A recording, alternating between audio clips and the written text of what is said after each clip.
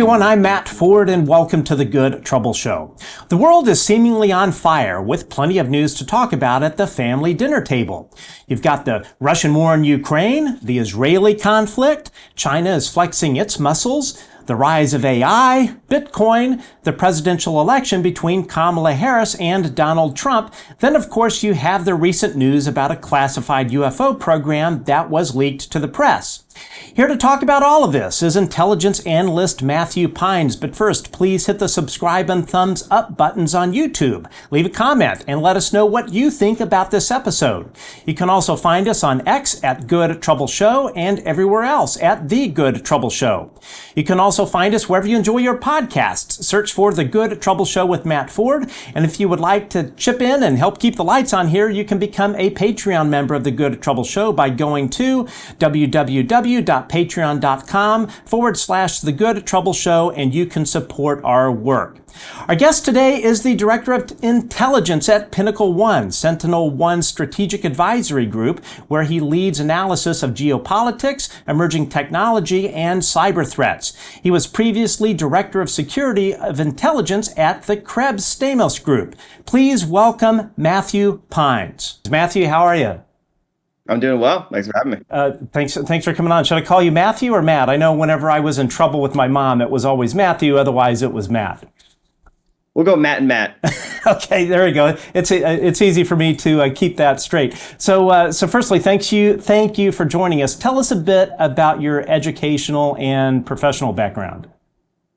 Certainly, yeah. I took sort of a winding road to where I got here today. I guess the abridged version is I was a physics nerd as a young youth. I was obsessed with reading kind of books about frontiers of physics, astronomy, et cetera. So I went to college to study physics to become a physicist. I was also interested in philosophy, kind of the fundamental questions of existence. And so I did a double major in physics and philosophy, had maybe delusional aspirations of doing like 2 PhDs when you don't actually know like what the real world is like. And then as you get further into your college studies, you kind of start thinking more seriously about what sorts of career you're going to pursue. And when I looked around at the practical, lifestyles of the physicists that I was working with and studying with, none of it really appealed to me, both on the sort of theoretical side, working inside, essentially these cloistered academic halls, writing math on whiteboards all day long, or experimental side, kind of these never-ending scrambles to get grant funding, kind of constantly trying to sort of patch together these complicated experimental collaborations. And at the same time, I was sort of being, not so subtly warned that like these deeper philosophical questions I had about the nature of physics were kind of like not the best path to like get tenure. Wow. You needed to kind of pursue a research program that was like aligned to kind of a pretty well-supported paradigm, and carve out your little niche, find your own little take on it, kind of sort of ride the slipstream of some big names in a particular subset of the field. And I was just kind of like, dispirited by like the nature of modern academic physics. And so I did like a hard pivot my junior year, after I did some research for the previous few years, and was, okay, I'll just go and intern in Congress. And so I interned in Congress, and I actually interned for a physicist in Congress. So I was like, all right, let's do science policy. Maybe there's like a bridge there. And that was a good experience, but didn't really resolve much. So didn't want to, cop out and go to law school. It was a financial crisis. So I was like, all right, I'll go to grad school, over in London. So I did a master's in philosophy and public policy at the London School of Economics. It was this really interesting kind of multidisciplinary program they had there. I get to live in London, again, kind of stall for time. So I came back to the States after grad school, and I had a 2-year sort of fellowship position at the National Science Foundation, supporting essentially the grant making that that government agency provides to essentially the entire economics discipline, sort of game theory, decision risk management science, as well as sort of like business school research, maybe doing a PhD in economics or sort of adjacent disciplines. But again, kind of decided that wasn't much better than the physics discipline. And was exploring a number of different sort of alternative career paths in DC over those 2 years while I sort of figured out what I was going to do. And I had a happenstance run in with a college buddy of mine who was working then, had just started at the small consultancy that was doing war gaming for the government, essentially exercises. So it was really focused on kind of worst case scenario planning, essentially. And I thought, oh, that's interesting. And they were growing. They had some new contracts. They'd get me a security clearance. I wouldn't, have to move. I could just sort of, be a young 20-something in Clarendon, and I just, all right, I'll start doing that. We'll see where it takes me. And I basically had, stumbled into that, and I did that for about 10 years essentially, working on a number of different government projects, focused sort of at the intersection of either worst case scenario planning, kind of national preparedness, both on like the assessment side. So how prepared are we? What sorts of technologies do we have? What sorts of organizational processes and plans and procedures do we have sufficient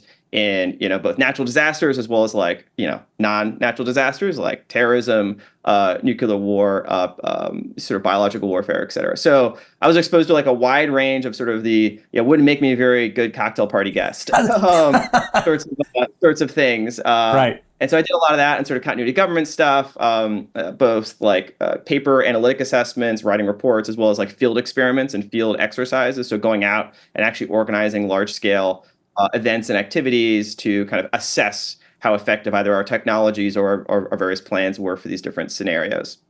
And so, I kind of evolved over the course of that sort of government consulting career, and sort of shifted to other sorts of projects along the way. I sort of at the end could do a lot more on the sort of the cyber side, and did some evaluations for CISA, which was then a sort of a new agency being stood up for cybersecurity, infrastructure security. And after about 10 years of doing kind of government contracting, I was a bit burned out by that, and I had again sort of serendipitous run-in with someone who I'd worked with previously, Chris Krebs, who was the director of CISA, the first director of CISA, and he was standing up this new consultancy called the Krebs Stamos Group, and it was like right time, right place, and so I jumped in with them, and they're a much more focused on purely sort of private sector consulting, so no government work. Most of our clients at KSG were multinational firms, critical technology companies that were trying to sort of adapt to and adjust their security strategies as well as their business strategies to a more uncertain world. And so kind of I became kind of the director of intelligence, kind of this integrated consultancy that brought together kind of geopolitical risk, cybersecurity expertise, and kind of management consulting, business strategy. And so I did that, and then a publicly traded cybersecurity company, and this is the end, SentinelOne, acquired KSG, and we became the sort of strategic advisory group within SentinelOne, and KSG became known as PinnacleOne. So I still basically do the same sort of work there, advise multinationals, large firms, folks who sort of are at the intersection and sort of in the geopolitical and cyber bullseye, essentially. And that's my day job. And so these are my personal views, not those of my employer. Just want to put that out there. Of course. Yeah, it sounds like, just listening to your CV, that you probably would have ended up being fairly bored in academia. So it sounds like you made the right move. Yeah, no, it was, it just kind of happened, right? I didn't have any real plan like 6 months ahead, right? It just kind of like, I just went where things took me. And this is where I am now. So awesome. Well, I think the thing that is so interesting about you is you have like tons of really, a pretty wide variety of various interests related to national security and then also financial markets. One of them is Bitcoin. Now, I have to admit, I never took an economics class in like high school or college. I have no idea what Bitcoin is. Speaking to a layman, how would you explain what Bitcoin is to someone that has no clue? Yeah, Bitcoin kind of refers to a novel sort of open source protocol that was sort of published into the public domain by an anonymous developer back in like 2009. And what started as kind of like a interesting kind of open source software project, almost experiment between kind of folks that were really interested in creating kind of peer-to-peer payment systems that didn't rely on a trusted sort of third-party intermediary like a bank or a national government institution, kind of took off. And there's lots of sort of historical maybe contingencies for why it seems to have worked so far. Most folks early on thought it was just, be this random experiment and it would probably fail.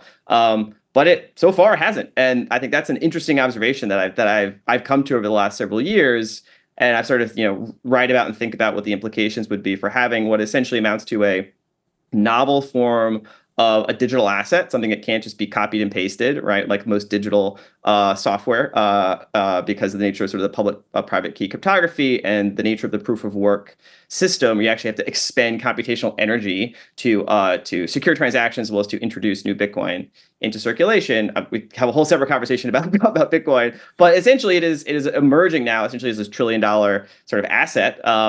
And it's going to buttress up against these existing financial structures and geopolitical structures. And so I've been writing about and sort of supporting some research through a think tank, advising policymakers for the past few years on what this thing is. And, it's not going away. So like, how do we sort of adapt or think about its relationship to U.S. national security, kind of the geopolitical order? And yeah, I have a deep interest in kind of these big structural questions about the stability and the future of the global system. And when you think about geopolitics, the economic structure, the monetary system are like critical pillars of how you think about the nature of power and the stability of the global power arrangement. And you look through history, these things have always often been subject to intense, both like, endogenous instability, right? Just like things just sort of go wrong with the nature of a certain system. Right. There's sort of inbuilt fragilities that leave it exposed to collapse, as well as like geopolitical competition, right? Like I want to have the power to dictate, can you make a transaction, how you're going to hold your national savings in a way that advantages my population and my economy and my national security interests. And so I'm really drawn to these questions of like how these more technical systems, say the monetary system, the structure of global trade and technology, and digital competition are going to play out. And Bitcoin is sort of coming in from the tail as like this fringy kind of weird experiment, and is now potentially going to become have a role to play in those dynamics. And yeah, so I find it fascinating to think about.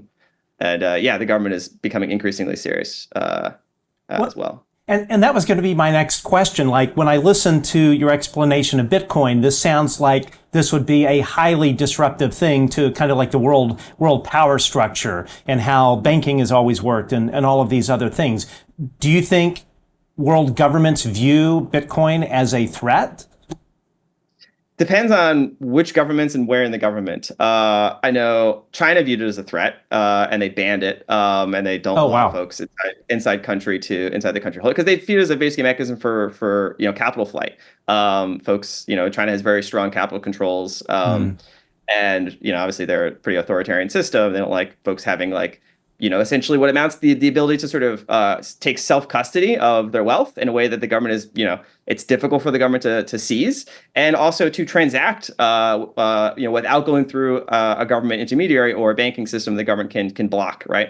And so those two key powers essentially of any network is essentially the ability to control, who gets to hold what and how they can exchange that property with another individual. So governments that are much more sort of authoritarian inclined, that want to block or censor people's transactions or their ability to engage in certain commercial activities, they view Bitcoin as a threat to that control. The West, in certain respects, has a much more sort of liberal foundational orientation. We, have, made this sort of compromise between, control at the federal government level and sort of individual autonomy. And that's always been like the main battle lines in any sort of technology. You go back to public-private key cryptography, the NSA tried to regulate that essentially as like a military technology. There's a big court case, and they lost essentially, and now we've got like the modern internet as a result, right? The ability that any individual can essentially now have access to secure communications, right? In the 60s and 70s, that was essentially seen as the prerogative of the state, right? And so we're always, every time we go through this sort of a technological shift, there's potentially a new tool that can shift the balance of power between existing institutional structures and individuals that are exposed and have some sort of relationship of either legitimacy and accountability with respect to those state structures. There's always a resetting, essentially, of the social contract, right? Where is the line going to be drawn between individual, domains of freedom and, the prerogatives of the state to ensure security, essentially, right? And so Bitcoin is just going to be a new chapter in that, ever evolving dynamic as Western democracies, try to adapt to a more complicated kind of technological system where potentially more power is in the hands of individuals, but also there's centralizing forces at play with how technology is evolving as well. So I think that there's no like for me, I'm an analyst at first. Sure. Like I want to predict how these trends are going, and then there's like the there's a political stance, right? Which is like, in general, I'm like a small L liberal. In the sense, like I like in general to defer to individual decision making as opposed to large centralized sort of power structures. Right. And in general, I want to support technologies that preserve some degree of freedom in the hands of individuals. But I think that's going to be an active debate. And there's two aspects of Bitcoin, and we can go down, many different rabbit holes here. But like one is like the nature of the peer-to-peer transaction system, which is global and borderless and open. Anyone can participate in it, and it just allows individuals to exchange. And so that tool is really good for human rights activists and dissidents. It's also really good for criminals and cyber criminals, right? So any nature of an open tool is it can be exploited by both good and bad guys, right? And then there's the hard asset itself, right? There's only a fixed supply of Bitcoin that will ever be issued. And unlike, again, I focus my attention just on really Bitcoin and digital dollars, right? Sort of crypto euro dollars, so sort of digital dollar sort of private issuance that has emerged. I sort of focus my analytic attention on those two things. There's a wide swath of like, cryptocurrencies, and a lot of those I feel, not as optimistic about. But with respect to Bitcoin, and essentially you have this peer-to-peer open decentralized system, and then you have this fixed hard sort of digital asset that's sort of undergoing like a hyper speculative monetization, right? And so, some people believe it should go to zero. Some people it's going to be worth $1 million, right? Great, it's a free market, right? Right. And so you get sort of that hyper volatility, given the fact that really nobody can tell you, is this going to work in 10 years? Is it going to be zero? Well, then you got to discount that possibility into your present valuation. But I think it's a fascinating thing. It's just like most people sort of dismiss it, sort of coming in from the tails of the probability distribution.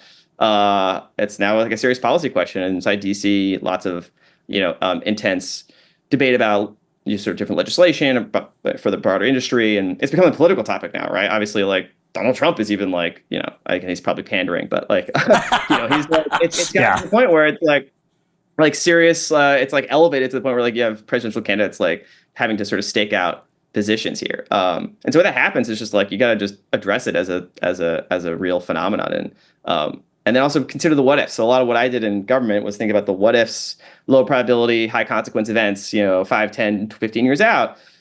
And I've had conversations with folks inside the intelligence community, inside Congress. That's like, all right, well, the probability, you put whatever number on, like of Bitcoin, say, monetizing to reach parity with gold in the next 5, 10, 15 years, it's not zero.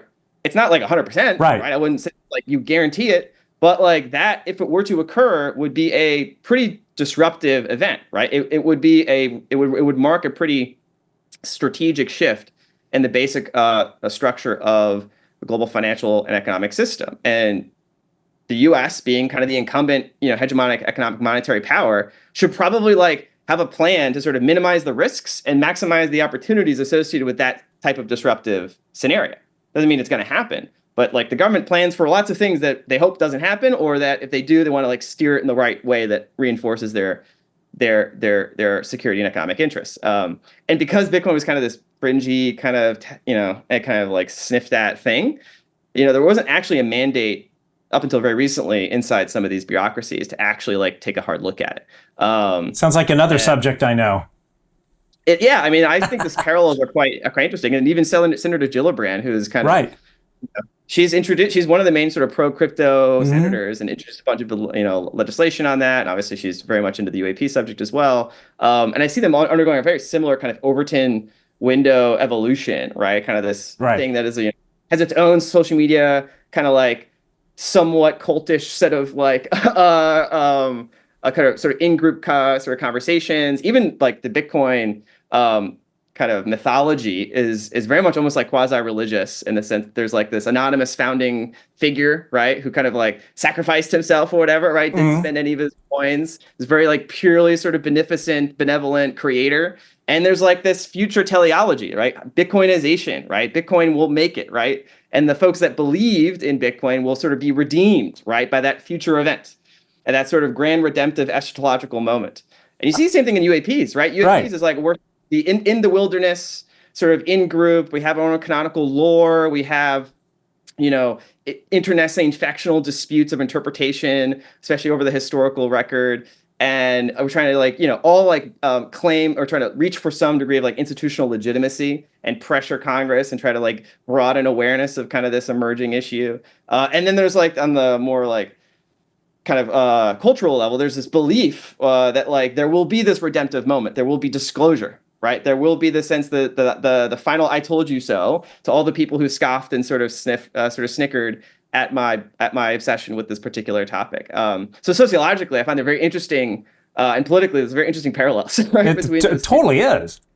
Yeah, no, for sure. And going back to the national security aspect of it, it was interesting. I think it was probably about a month or two on. We had two financial experts on our show. Eric Zidek, who's the number two guy in charge of all of Pacific Gas and Electric's retirement holdings, and then we had David Dorr, who owns an investment firm, and they had expressed concerns. Of course, we had them on to discuss the UAP issue, but they had expressed concerns that the current economic system does not protect the United States from nation-state adversaries who exploit, kind of loopholes to damage the United States economically, and that the current economic tools that the United States fields in conducting foreign policy, things like, sanctions, et cetera, are having less and less of an effect. Would moving to Bitcoin address those issues?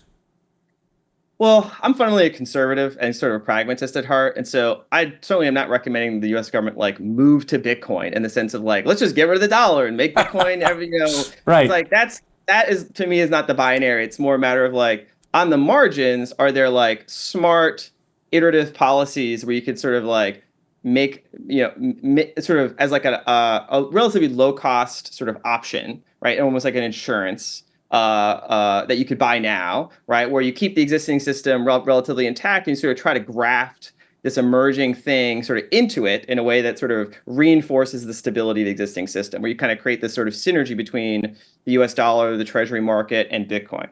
And I think there's some serious, although speculative directions of policy where that could be executed. But yeah, you're right. Right now, most folks don't think about it. It's just kind of the air they breathe, but the dollar system is both, it's two key dimensions to think about this, right? And these are just the things we've grown up with for the past 30, 40 years. They occasionally break, but then we're told, don't worry about it. We'll just bail everyone out. We'll sort of patch it up together. Don't worry about it. But these are starting to reach a point where there are potentially strategic implications for the fragilities in the existing both payment system, like the payments and clearing system that we rely on, sort of networks of correspondent banks that all clear dollar transactions through chips, which essentially is the New York Fed's dollar clearing facility, and then all the banking transactions get cleared through these digital systems, FedWire, FedNow, that have been put together.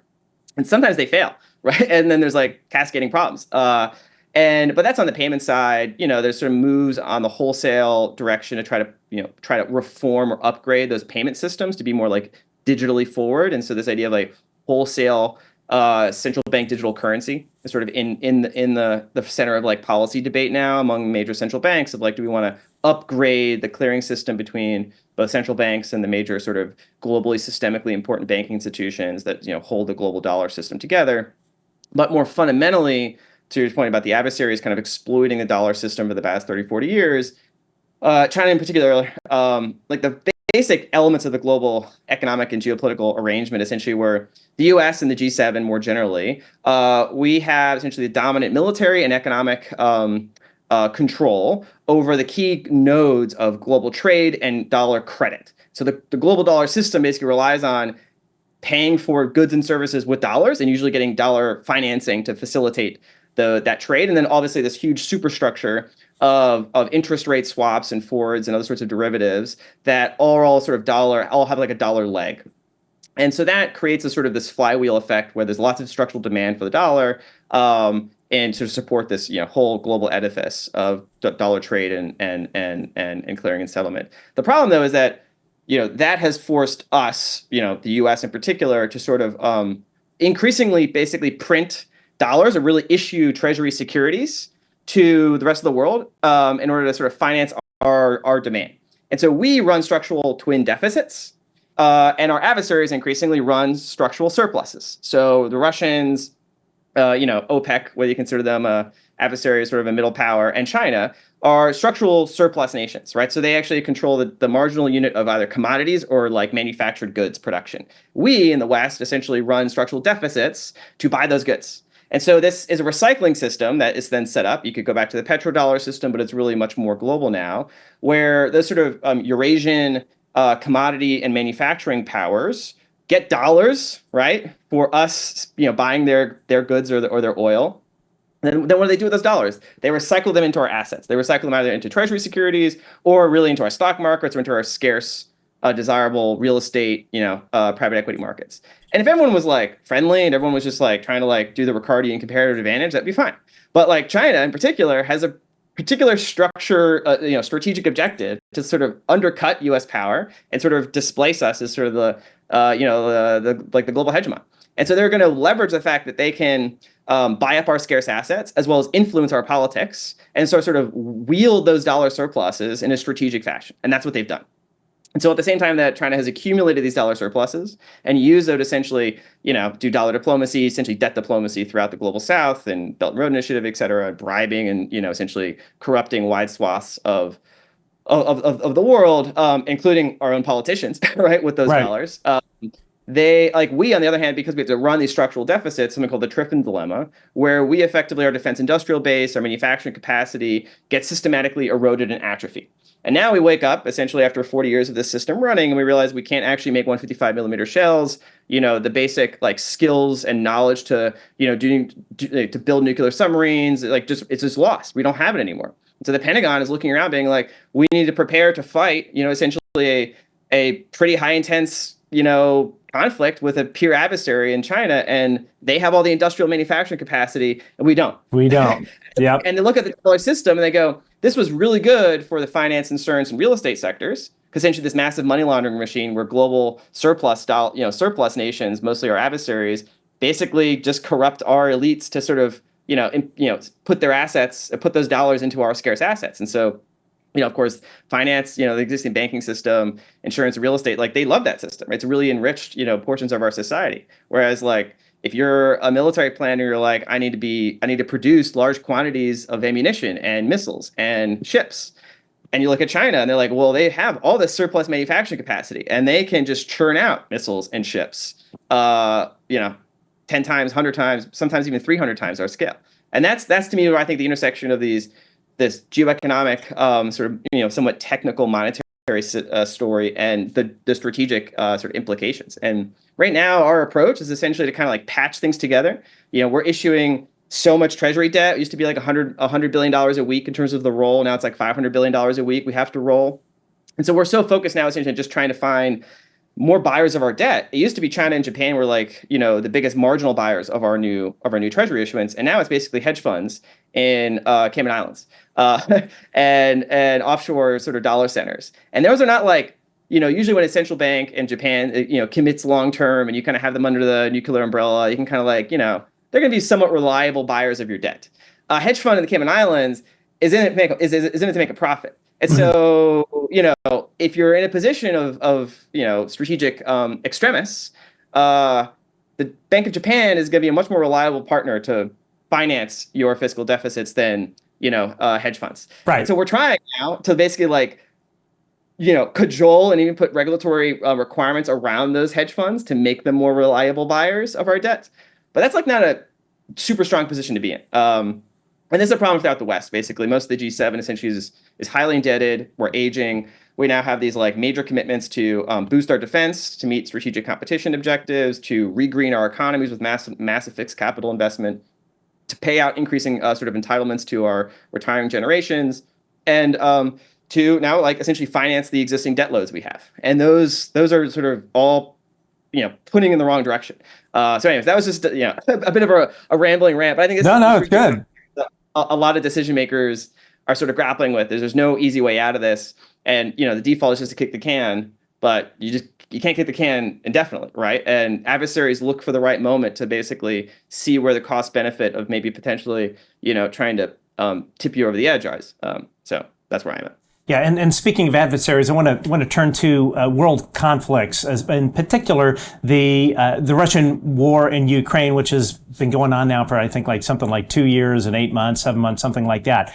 Anyway, so recently Russian President Vladimir Putin proposed changes in their employment of nuclear weapons. With this change, Russia will now consider using nuclear weapons not only in response to nuclear attacks, but also in cases of aggression by non-nuclear states if these attacks are supported by nuclear powers, such as the United States. Do you think that this is a bluff? Well, that's interesting. I mean, I'll answer that in two ways. One is he did change the doctrine. It's subtle change. It is a lowering of, at least the apparent threshold in their doctrine. One from going from threats of like to their national existence to just threats to their national sovereignty. And, it's sort of much more ambiguous, somewhat vague use sort of phrasing. So it's clearly meant as a signal, right, that he's lowering the threshold somehow. It's not clear how much lower he's bringing that down. But in general, though, like nuclear deterrence, nuclear signaling is all bluffs to a certain extent. Like you can go back to, the early nuclear strategy theorists, Herman Kahn and Schelling and what was his name? Ostenberger, I forget his name is the MIT guy. And they were, even Kissinger were writing about this, like deterrence is a psychological state, right? It's not a military balance, right? And so all of these things are a matter of shifting adversary perception of your intent and your commitment to execute on that intent in the stipulated scenario where nuclear weapons would be used. And so there's always, there's hundreds of books and papers written about how you actually approach the strategic signaling part of nuclear deterrence. But to answer the object level question of Putin, I don't think he's bluffing in the sense that he doesn't mean that the change is real. I think the change is real, right. But I think he's saying it as part of this larger context of trying to shift our perceptions of his willingness to use nukes. And I know back in October of 2022, it's now been publicly reported, the CIA had, made a, finger in the air assessment that roughly 50-50 chance Putin or, his military commanders in the field would use tactical nuclear weapons. And this, of course, created a whole, five-alarm tizzy inside the national security apparatus at that time. Because we weren't sure exactly how we would respond, how we could deter it. Eventually, it was apparently China that stepped in and said, like, no, like this is our line. Our line is no nukes. So that's where I'm on that particular question. I think it's unlikely, like in sort of like a relative scale, that Putin would use nukes. But these things are entirely sort of scenario, like context dependent, right? Like everyone is signaling in advance, but you really never know until you hit sort of that nonlinear escalation scenario where there's a fog of war, there's a crisis of confidence between the stability of the military situation, and whatever you've written up on your war plan or your tabletop exercise at the deputies committee, like sometimes it just doesn't apply, or sometimes there's idiosyncratic factors that really sort of sway the situation. One example, right? I mean, I think you go back to the 1960s and the Cuban Missile Crisis, right? Curtis LeMay was like, Curtis LeMay was kind of a semi-rogue operator. Oh, right? yeah. He wanted to drop some stuff on the Russians. Yes, he did. And then, like, the Secretary McNamara and Kennedy and these people were like, how do we hold him? How do we hold him back, right? Because he's like, I'm sending my guys up to the point of no return every day, and it's hurting the morale. We just need to drop one over Kamchatka or something, right? So you have these bureaucracies, and Putin, it wasn't a serious coup attempt, but like he's clearly managing a pretty complicated internal military system that's under a lot of stress. Right. And does he actually have a unitary command and control? If he starts to field some of these things into, say, Belarus with local battlefield commanders, has he delegated some of that authority? Right. And so, yeah, anyways, you can go down like many different branches of this, like, right. somewhat, terrifying tree. But yeah, fundamentally, nothing in nuclear doctrine is a bluff. I guess everything is a bluff, right? Would be, I guess, my way of answering that. Yeah, no, that makes sense. Yeah, it's because, of course, one of the long held sort of nuclear philosophies with Russia is this whole idea of escalate to de-escalate. So either detonate a nuke at a testing range, or drop a tactical nuke on the battlefield, but as a method to sort of generate enough ontological shock that their adversary, be it us or whoever, would think twice and maybe back down. And so that's where I was kind of going with this, is if that is even in the cards, or you think we're kind of a ways away from that sort of thing happening, especially in light of the battlefield victories that Ukraine has had to a great extent due to Western weapons. Yeah, I think this particular change was in response to the unleashing, or broadening the use of some of the long range cruise missile and strike capabilities that we've given to Ukraine to sort of hit deeply into Russian ammunition depots, their sort of power system, even targeting some of their military facilities. Even hitting Moscow, I think, a few times with drones, et cetera. So like he's trying to send a signal that, like, if these capabilities that you're giving to the Ukraine ultimately lead to, the war going against me in a decisive fashion, I will reserve the right to employ tactical weapons to sort of stop that strategic defeat. And so it's basically saying, is like, I will not allow myself to lose this war, in the sense of like territorial incursions and like permanent loss of Russian sovereign territory, whatever that means from his definitions. Then he would use nukes. So it is a escalate. I'm not sure if it's escalate to de-escalate in this specific context. It's more of a, hey, like, I want to try to scare some of the European leaders that have sort of, acquiesced to mostly the American and the British, pushing of the envelope in terms of giving the Ukrainians more and more capabilities. Obviously, some of the Germans and the French are a bit more hesitant. Obviously, the closer you are to Russia, the more you're hesitant, right?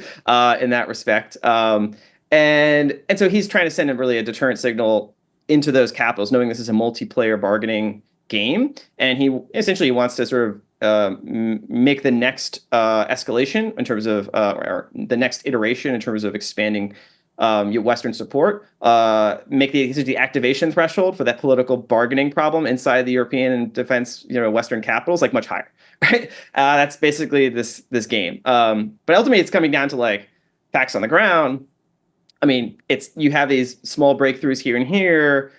At least I'm not a military expert in terms of the tactical situation, but it seems it's kind of reached a point of somewhat of a equilibrium. There's some movement in certain portions of the battlefield, but ultimately, I think everyone recognizes it's not going to be like a strategic win one way or the other. I mean, the big thing that I think people underappreciate is just how vulnerable the Ukrainian energy system is. At this point, about 70 or 80% of their power comes from the nuclear power plants, after most of their gas and oil and coal infrastructure has been destroyed. And Russia's been systematically hitting their transformer substations. And we've been aggressively trying to like build those up, but those take like a long time to build. There's limited capacity for there. And so he's kind of holding a bit of a gun to Ukraine's head coming into the winter, where like there's a few of these key substation nodes that connect those major nuclear power plants to the grid. And if those get hit, then you could have really severe blackouts inside Ukraine going into the winter. And so I think he's posturing for that as a threat. And of course, everything, I mean, ultimately comes down to the U.S. election, right? In terms of which way the Western support is gonna go for Ukraine. So I have no, prognostications on that front. But it does reveal, going back to the nuclear doctrine, right? Like U.S. Nuclear employment guidance was recently changed. I think there's some been reporting on that. Most of the Cold War, everything was focused on Russia as like the main, actor, right? That we're trying to deter and like calibrate our force posture against. And now China, of course, is like aggressively modernizing and expanding their nuclear forces, to the point where they'll reach parity with us, maybe within the next 5 years, maybe surpass us if our nuclear modernization doesn't keep pace. And so now we're in a position essentially between Russia, which has been like the legacy main sort of pacing threat when it comes to our nuclear strategy. Now China essentially becoming a peer equivalent to that. And then North Korea, has 60, 80 nukes and pretty sophisticated delivery systems. They got MIRVs, they got reentry vehicles that can maneuver. and they're getting now like more support from the Russians in exchange for providing them like shells. Like, Right. they get shells, and then the Russians are helping them with the nuclear program and other advanced technology. And so now we're in a position where you should just take the Russian, Chinese, and North Koreans essentially as nuclear adversaries. And our nuclear employment guidance, our strategic kind of positioning, is now having to like pretty radically shift in ways that hadn't been before. And so Russian, volatility or ambiguity or kind of like mixing it up only just further kind of complicates and stresses our deterrent system. So yeah, there's a lot. It's kind of a mess. Yeah, no, it is a mess, and it feels like we're kind of making the nuclear clock a little bit close to to 0 hour. I mean, already there's discussions of remerving the Minuteman III ICBMs as essentially like adding back around, I guess it's around 800 or so warheads that were removed as part of the START treaties, which we would essentially be moving away from. And I think that my guess is that that is in reaction to what you were talking about with the modernization of China's forces, their increase in deployable warheads, the same thing with North Korea and their advancement in their delivery systems. Do you think that, whereas before we've been slowly trying to reduce nuclear weapons on the field, deployed in these various delivery platforms, do you think that this increase, rolling the clock back in a way, is necessary to maintaining a healthy strategic nuclear deterrent? I mean, at a strategic policy level, I think it's unavoidable that we'll have to increase the numbers. Almost if we're just keeping everything else, held constant, right? Like the basic logic of our nuclear strategy has been sort of counterforce targeting, right? And like we need to have a credible deterrent that we can hold, the counter. So for folks that are not nerds, there's counter value and counter force. Counter value was sort of the early 50s kind of like, we will hit your cities and we'll kill so many of your population that like the threat of, nuclear annihilation just like is so terrifying. No one will even touch their button. And then there was the opposing doctrine, which is, we want to only target adversaries' nuclear and sort of relevant military forces. And if there's civilian impacts associated with that, like, so be it. But like counter force targeting is like meant to sort of at least directly focus our nuclear weapons at our adversaries' nuclear weapons and their supporting military infrastructure.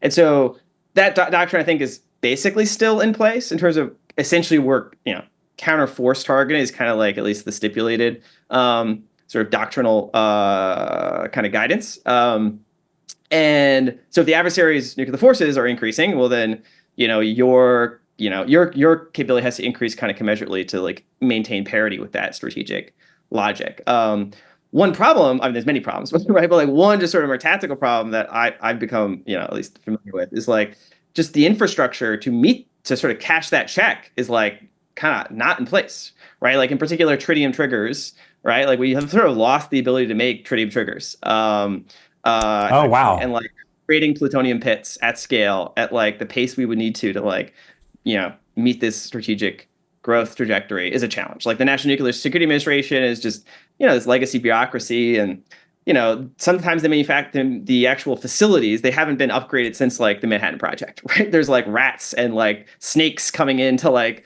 like coming out of the holes in the walls where Wow. you're making plutonium pits, right? It's like, this is not a great situation to be in, right? For like the most advanced, technological power.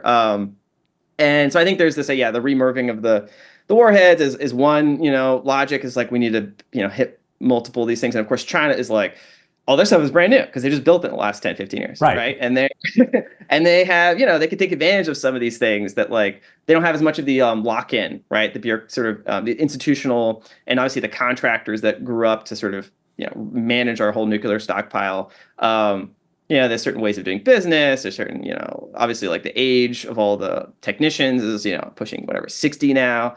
And so this is a big problem from my perspective of just like you can have all the think tank blobby debates about what's our target number and do we need to, spend all this money on the one where the Sentinel upgrades, et cetera, which is now taking like some ridiculous amount of money, right? So going back to the earlier thing, it was like originally it was like budgeted at like 80 billion total.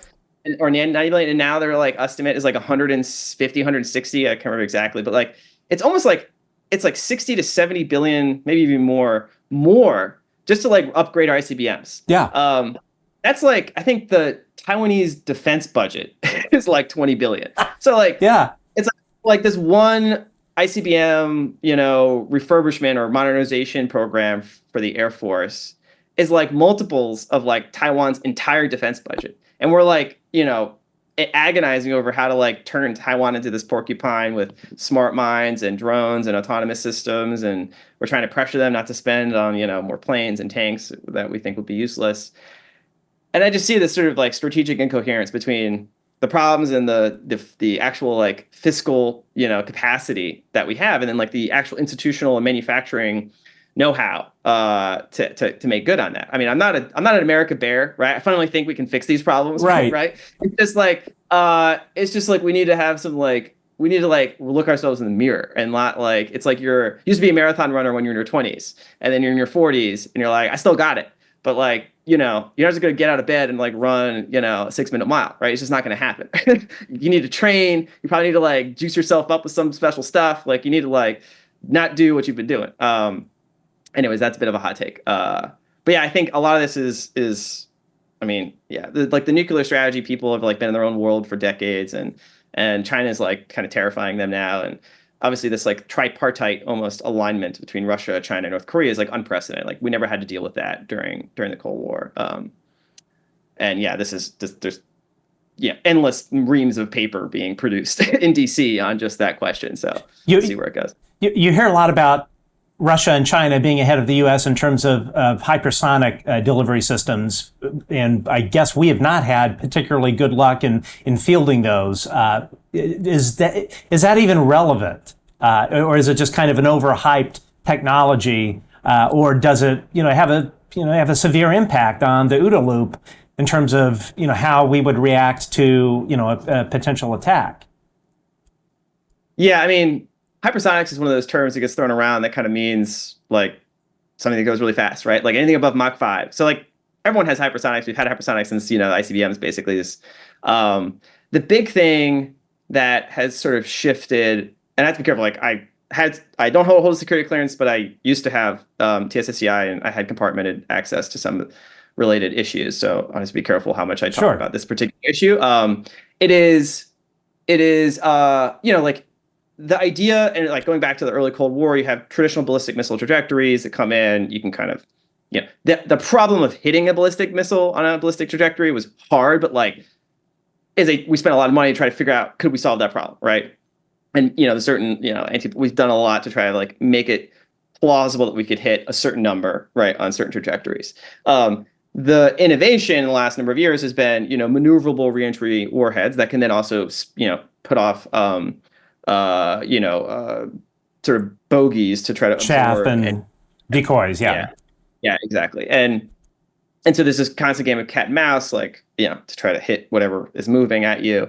But from a strategic perspective, the big thing is like reducing confidence and the decision time, right? So it's like almost it was easier when you didn't have anything that could like plausibly stop a nuke, right? Because it'd be like, you're getting it back, right? Whereas if you kind of think that if say just the North Koreans launch a few and you have like a decent confidence that like we could stop it, well, you might want to wait to see like, did we get it, right? Right. Your response might be very different, right? I don't know, right? This is obviously North Korea is like one maybe special case. Then China, Russia is a whole different case. And I think Russia has these, what they call like their super rozhilka. I'm going to butcher the Russian, like the super weapons that they've invested a lot in. Because I think they recognize on kind of a strategic basis, in terms of like a quantity basis, they're not going to be able to keep up. And sort of the technological kind of frontier, they're not going to keep pace. So they've really invested a lot in these like, what China would call like these assassin's mace type weapons. They're kind of like, they're designed for the psychological effect, right? So Status 6, the kind of nuclear torpedo, like roughly 100, 200 megaton thing. The idea is it would create like this nuclear like tsunami off the East Coast. Again, kind of like this like Dr. Evil weapon, right? There's that kind of thing. There's obviously they have the avant-garde hypersonic missile. It's unclear if it's, operational. Really is. Yeah. And they've been using some of these platforms in Ukraine. the implication though for us is like, we don't necessarily know, with high confidence, like when they launch one of those or one of their intermediate range cruise missiles, whether it's nuclear tipped or not until it hits. Right. And so in a practical sense, it's useful for them to have these, delivery platforms that are dual use that, aren't easy to intercept. And they were also looking to find these asymmetrical ways to sort of escalate or change the deterrent dynamic. So there was a story last year. Our good friend Mike Turner, went to I think he was responsible for leaking this because he was really mad at the intelligence community that they weren't being more public about this. That the Russians were, again, it's all ambiguous exactly how far along this weapon system is in terms of its development and deployment. But this idea of a nuclear ASAT, so a nuclear anti-satellite weapon system. Right. That they had been developing essentially, and there's obviously the whole conversation is like the space domain, which is now like, the pressing frontier of strategic competition. But, everyone now has a huge amount of equity interest in space, not just from a military, but economic objectives, maybe for other objectives related to your special topic. But the idea of holding essentially space assets at risk is very terrifying.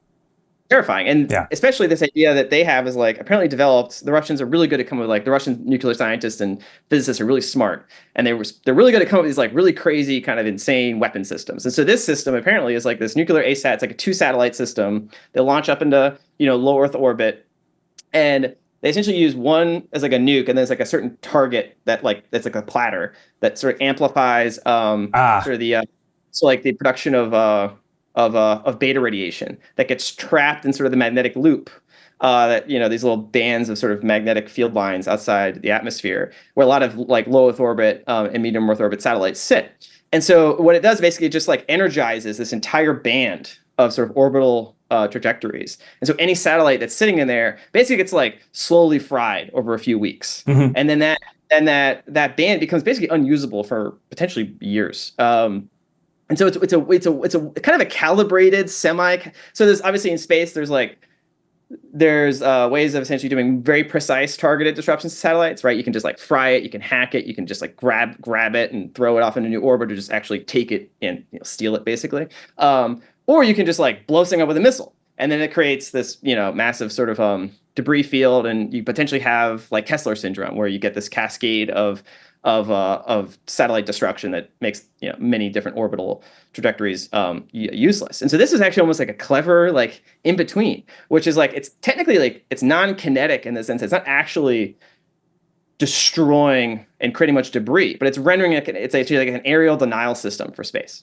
Yeah. But it would violate the Outer Space Treaty in 1967 using nuclear weapons in space. It would be like a big deal. But the fact that apparently they haven't actually launched it, as far as I know, but they could apparently. Right. And so this is all part of this kind of, Russia in particular finding these like asymmetric ways to kind of, find these little gaps in the deterrence logic with the West. And that guy is like, he does remind me a lot of Dr. Evil. It was interesting too with the Status 6 thing. He was the one, Putin is the one that leaked it. It was like, there was some photo and he's like holding an illustration of how the whole thing worked, in a basic way. But man, and then the whole ASAT thing, it almost sounds like a Status 6 version, but for space, but having this huge like psychological impact on what they could do. It's that guy's pretty whacked.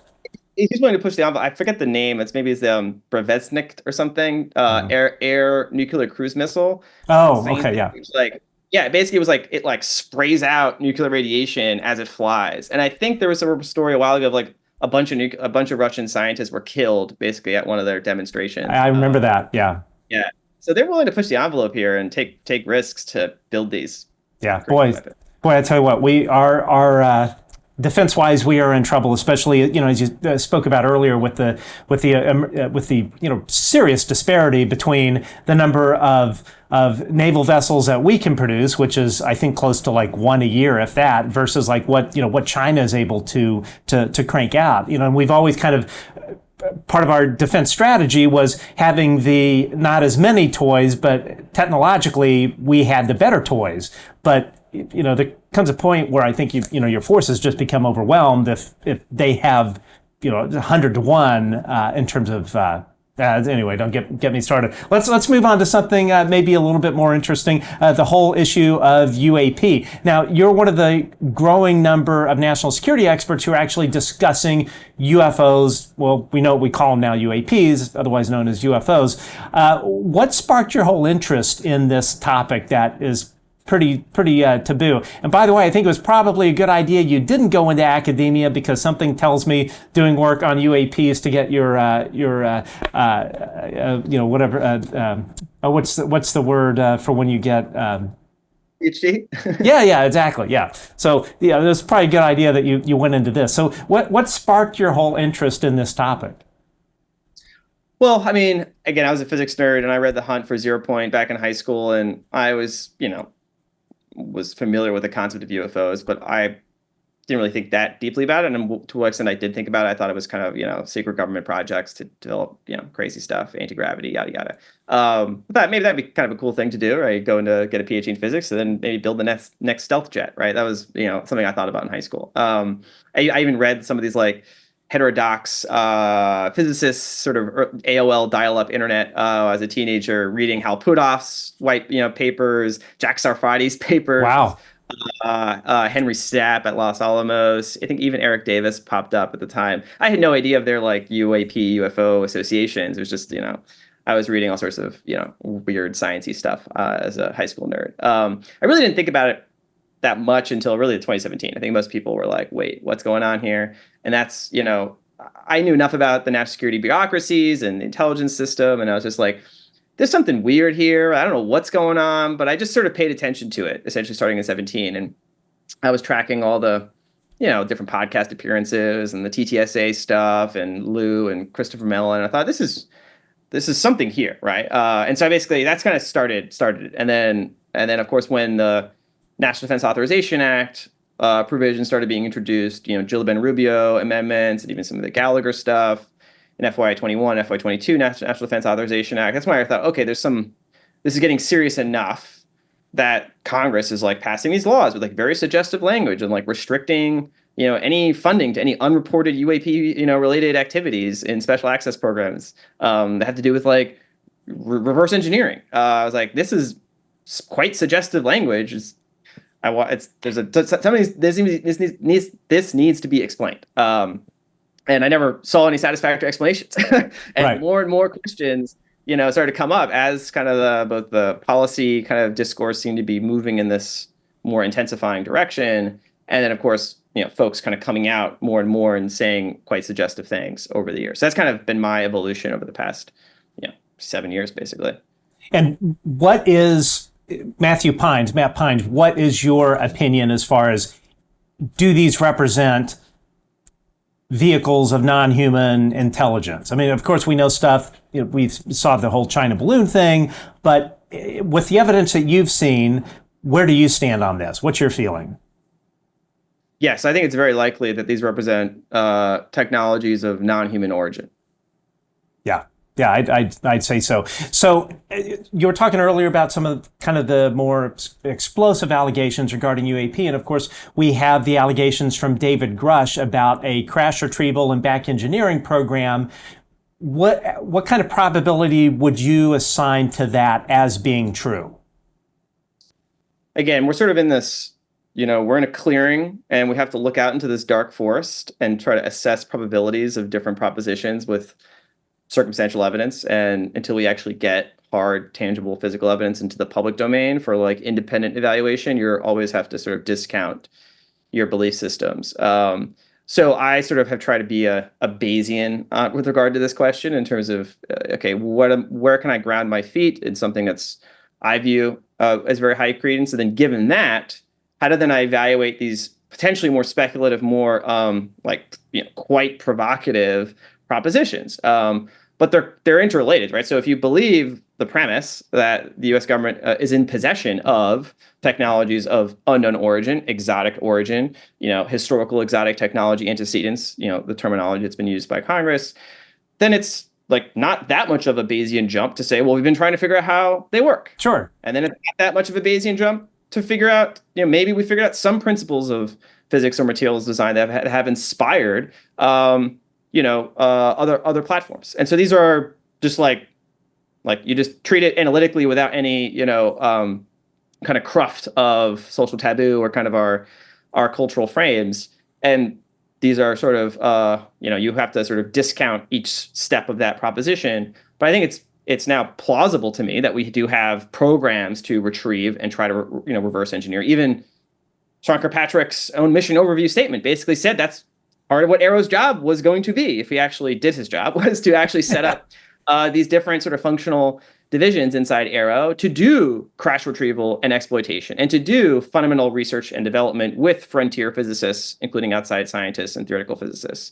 And so I look at that and I say, well, the government basically said they had a crash. They were trying to, in the open domain, right, with Arrow, create what on the face of it would be a crash retrieval, reverse engineering, exploitation, and, fundamental science project focused on UAPs, right? Obviously, there's probably other activities that fit the description as well. But you just look at the Arrow mission overview briefing, and it's that's what they said was the plan for Arrow, right? So I don't know. That's not you ask that question. It's it's kind of, they said it right there. And then of course I look at at the end of the day, unless you have firsthand knowledge of those programs, which to be clear, I do not. I've not personally been involved in any related UAP programs.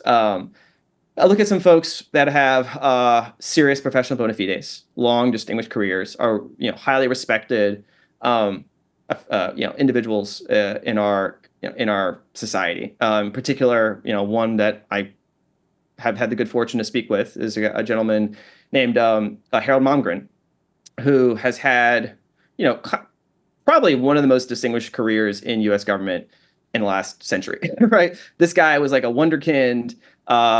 Recruited into the Defense Department as one of McNamara's kind of whiz kids, and was at the front lines of the Cuban Missile Crisis in his 20s. Wow. And was advising national decision makers on nuclear strategy, in his 20s.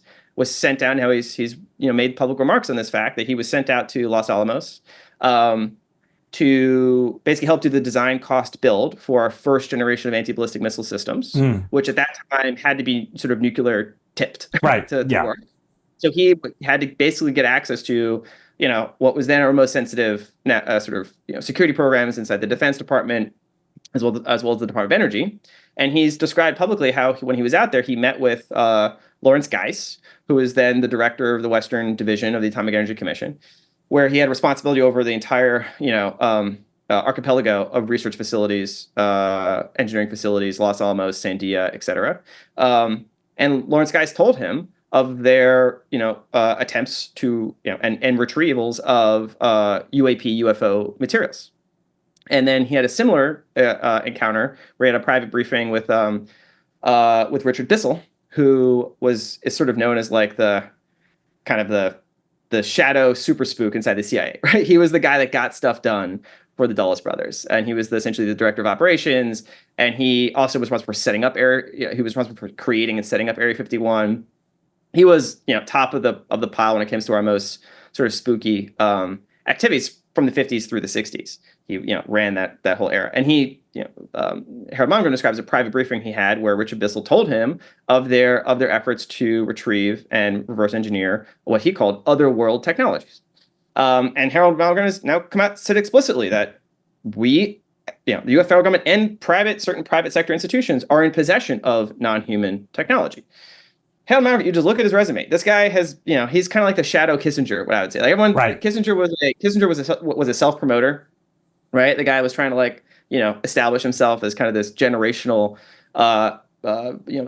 key leader in U.S. national security and sort of global geopolitical influence. Harold Malmgren probably had equivalent levels of influence to Kissinger throughout that entire period, multiple presidents, but was known as kind of like the guy that just got stuff done, that was not trying to actually get power. But, Harold Malmgren had senior contacts in most governments around the world, including the Russians and the Chinese and the Japanese, for many decades. And he was known as kind of like the back channel for many presidents on our most sensitive, geopolitical and economic questions. And he's still, he's coming out and saying things. And I was pay close attention to what folks like Harold Malmgren say, and know what he has seen and done over his, 88 years on this planet. And it would, I don't know. You have to explain that one away to me. Yeah. And yeah, so that's just one anecdote of one particular individual. But I've had similar conversations with folks like that, and you just have to be like, yeah, this is just true. You just got to bite that bullet, and then integrate it into your larger mental models and try to figure out how to interpret it. It'll be interesting. I wonder if he had anything to do with the accidental war agreement. That would not surprise me, because I think Malmgren went all the way through the Nixon administration, correct? Yeah, he served. I don't know exactly when he left. I know he helped as an outside advisor to the folks coming into the Reagan administration. I don't know. I don't remember exactly. He served under Nixon. I don't remember exactly how long. But yeah, even during the Reagan administration, like the idea for Star Wars, I think he can kind of credibly take some amount of credit for that. Wow. I don't think he like had his name on like the memo or whatever, but it was like, I think he had a pretty strong hand in ultimately influencing that direction. And yeah, he understood the Soviet system extremely well, both on the economic side as well as the national leaders. Yeah, so this man has seen a lot and engaged in the highest levels of like critical national security strategic questions, and he's coming out and he's just telling you, yeah, this is true. Yeah, yeah. Again, anyone go look at his Wikipedia. Actually, don't go to Wikipedia. I tell people that's you don't want to trust Wikipedia anymore. But yeah, this guy's credentials are beyond reproach. I want to talk about really the national security aspect of UAP. So, I kind of sense this like confusing messaging, and we'll get to the Arrow Dr. Shankar Patrick part a little bit later, but I think it was about like 2 years ago, you had the Secretary of the Air Force, Frank Kendall, I think he was on Good Morning America, and they asked him about UAP.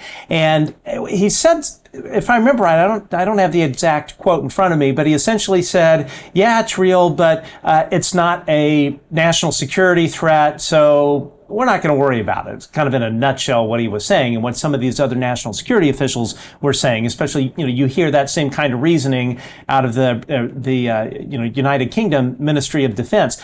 But if these are not a national security issue / threat, then what better demonstrates this than the recent cases in which the Pentagon has had these drones interfering with their in their restricted airspace. So you had I say drones, they're calling them unmanned aerial systems over Langley, and I think there was one out here over Skunk Works. And of course, we know these things have been interfering with naval air operations during carrier workups off of the East Coast and West Coast.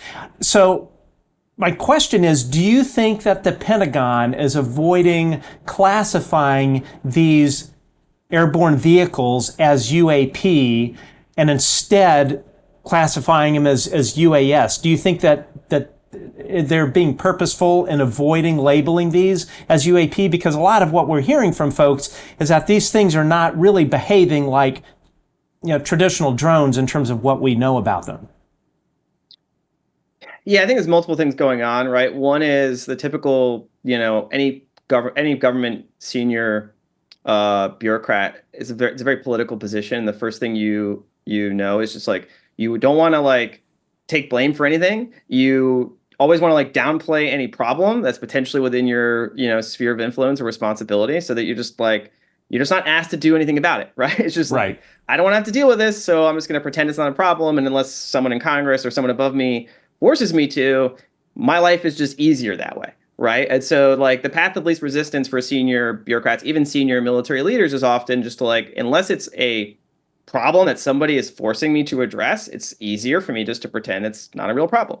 And you ideally have mechanisms of accountability or right leadership that like appreciates the severity and seriousness of the various sort of national security challenges that fall within the domain, and they actually own up to those. So that's not maybe a unique problem in UAPs. It's just an issue with any large right. bureaucracy. Principal agent problems of folks in charge is not necessarily to like publicly recognize the maybe things that would point at their failures. Right? It's just nobody likes that. Right? And so like the naming is maybe some tactic to do that, right? If we can just avoid naming it, a certain way, then that, allows us to sweep this under the rug.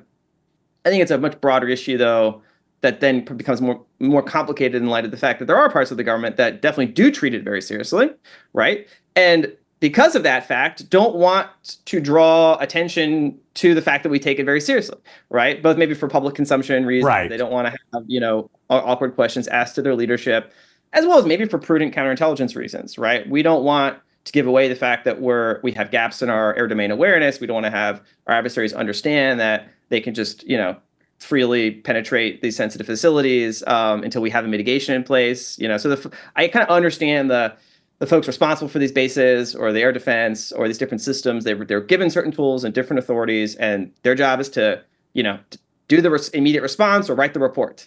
And then it's a political decision ultimately within those different bureaucracies as to how that's going to translate into change of policy or public messaging. And I think the UAP, UAS question is one of these where those overlap in a way that just reinforces the problem, in the sense that there are likely serious counterintelligence incursions and issues where adversaries are trying to test our air domain awareness over different facilities. They are trying to, fly balloons and sophisticated surveillance platforms over these facilities. And we have a strong national security interest in not giving away what extent we are or are not aware of those activities, right? Obviously, there's a big flap about not being able to track these balloons. We'll see if that was true or not, right? Right. But so I think there's a bureaucratic incentive to kind of conflate these things, and it's up to folks in Congress to sort of not let that conflation happen. And I think that's really, to me, the whole question kind of boils down to this, right? Because I do recognize that there are serious national security equities here. We do not want to give away, or expose vulnerabilities in our air domain awareness or our current technical platforms or weapon systems. We also don't want to give away any material strategic advantages we have, right? And even potentially as a result of having had possession of these exotic technologies. Like, those are legitimate national security capabilities and platforms, at least in our present system of government. It's government information. Those are government, platforms. They've invested our tax dollars. Maybe there's questions of congressional oversight, right, that need to be addressed.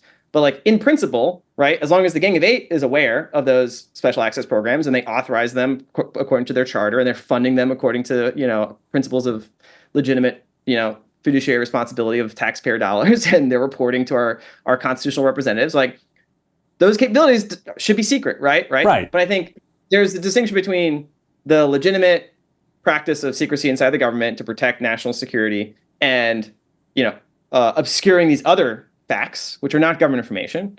And it's like the job of Congress to sort of try to delicately sort of slice those apart and say, you can't, in bad faith, shroud the whole thing in claims of secrecy and illegitimately apply, certain secrecy authorities to the whole set of relevant information that you don't necessarily have a legal or a moral right to classify without going to Congress and asking for that authority. Yeah, and I want to dig into the classification stuff a little bit later, but one of the other questions going back to the drones are specifically with the Langley incident. I think it was Christopher Sharp in the Liberation Times, or perhaps it was John Greenwald. They were able to obtain through FOIA. Actually, no, it was Christopher Sharp through FOIA. Emails or communications of the military police at Langley, who indicated that these drones, UASs, that their best electronic warfare weapon, which I think was called Drone Busters. It kind of reminds me of Ghostbusters. Probably not the best naming branding, but they were unsuccessful in knocking any of those drones out of the sky. And I certainly have not heard of any sort of kinetic response. And then you also have to back up and look at the fact that NASA brought one of their probably most technologically advanced airborne ISR platforms to sit and loiter on station for hours on end to suck up whatever optical or emissions intelligence or whatever that these things were putting out. To me, that says that they have no idea what these things are, and the fact that they're operating with impunity above one of our nation's most strategically important air bases in terms of air defense. Yeah, what are your thoughts on that? And have you heard if there are any electronic warfare weapons that have the capability of bringing these things down? So back in 2016, 2017, I led a series of assessments for actually it was Department of Homeland Security, Science and Technology Directorate on counter unmanned aerial systems. And we collaborated with many different government agencies as part of this kind of assessment of what are the different operational requirements for different covered assets in the U.S. And then we did assessments of technology, right? So what sorts of capabilities exist in the market? I think this was dated. But on a policy layer, one of the things that I learned there, and I'm not going to talk about like the sensitive details, but just as a policy question, defending or detecting, tracking, and mitigating unmanned aerial systems over covered facilities in the U.S. is a much more constrained policy question than in, like, say, Syria. Right? In Syria, you got a forward operating base, and you see something, you just whatever you got, blow it up. Blast it out of the sky, your chain gun, your missiles, just go after it, right? If you're a military base next to like suburban residential neighborhood, well, you have a lot more restrictions on the sorts of mitigation capabilities that you can use. And so obviously the whole point is to use non-kinetic systems. So there's a lot of investment in electronic warfare or computer network attack-based systems, right? Designed to either jam or disrupt the uplink, downlink between the ground controller and the UAS platform, or to use spoofing to scramble its navigation, or to send essentially what it amounts like a computer network attack command to this that leverages whatever the software protocol that's running that platform to essentially force it to land, change its movement, change altitude, or whatever, essentially mess with its controls. And so there's lots of investment in, very, advanced capabilities to do both those things, right? Electronic warfare, jamming, spoofing, et cetera, as well as like, software attack. And, obviously military facility, I don't know exactly what the Air Force was using. I know in that those declassified documents use something called like a drone defender. It's like a handheld sort of thing that's now like a form factor. It used to weigh like 30 pounds out of like 5 or 6 pounds. And you point at the thing and it's supposed to like, jam and disrupt its navigation. Those apparently didn't work. The inference you can draw is one of two directions. One is just the platform wasn't vulnerable to that particular, mode. And these things are not foolproof. And adversaries obviously would do some intelligence collection on what sorts of defense systems those Air Force, policemen are using. And they would maybe, build in a mitigation for that. I mean, right. I was aware of at the time that like, the capabilities to do like autonomous, jam resistant, almost like off the shelf drone, construction were pretty advanced in, to 2017, right? For just like a hobbyist that wanted to spend a few $1,000s. Sure. And you can get like a copper shielded GPS puck, and you can have essentially sort of a Arduino based software defined like software air controller, and you can like pre-program in a route, and you can build and fly basically your own autonomous platform, and you can load in whatever sensors you can, build or buy. So I look at the Langley incident, and I don't know whether it was like truly anomalous, right, or whether it was just an advanced or relatively advanced adversary platform. And I don't know. I haven't seen data to indicate one way or the other, but I see it as like it's clearly a policy problem. It's clearly an issue for a bureaucracy that doesn't want to own up to that, and I get it. But it's like, well, like China would love that, right? China's like probably happy to see us kind of have this sort of debate, right? And not actually have confidence in our air domain awareness, and not actually have confidence in these things. And then of course you go to these like other more like pretty definitive cases like Malmstrom Air Force Base, where it's like these orange orbs coming down and shining like or like Rendlesham, right? Like it's like these are not Chinese drones, right? So it's like I think the Chinese drone thing is a bit of a canard. I think it is a major policy question, but it's probably like it's an internal thing for the government to figure out. There should be policy pressure from Congress, be like, don't just sweep us under the rug. Like, do you need better capabilities? Do you need better processes? Et cetera. And you need to like actually like have the right systems in place to protect these bases from Chinese surveillance. Do that. Like, but that's like a normal thing.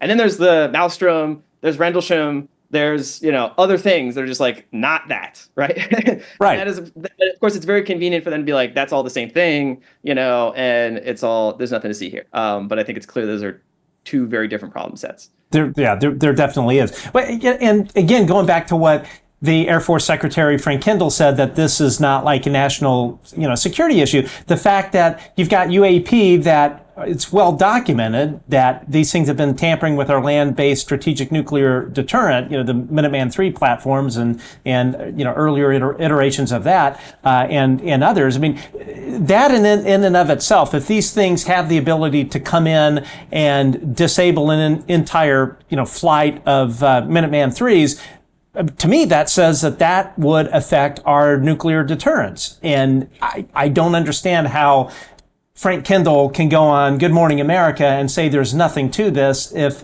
you've got this long history of this stuff apparently tampering with our strategic weaponry.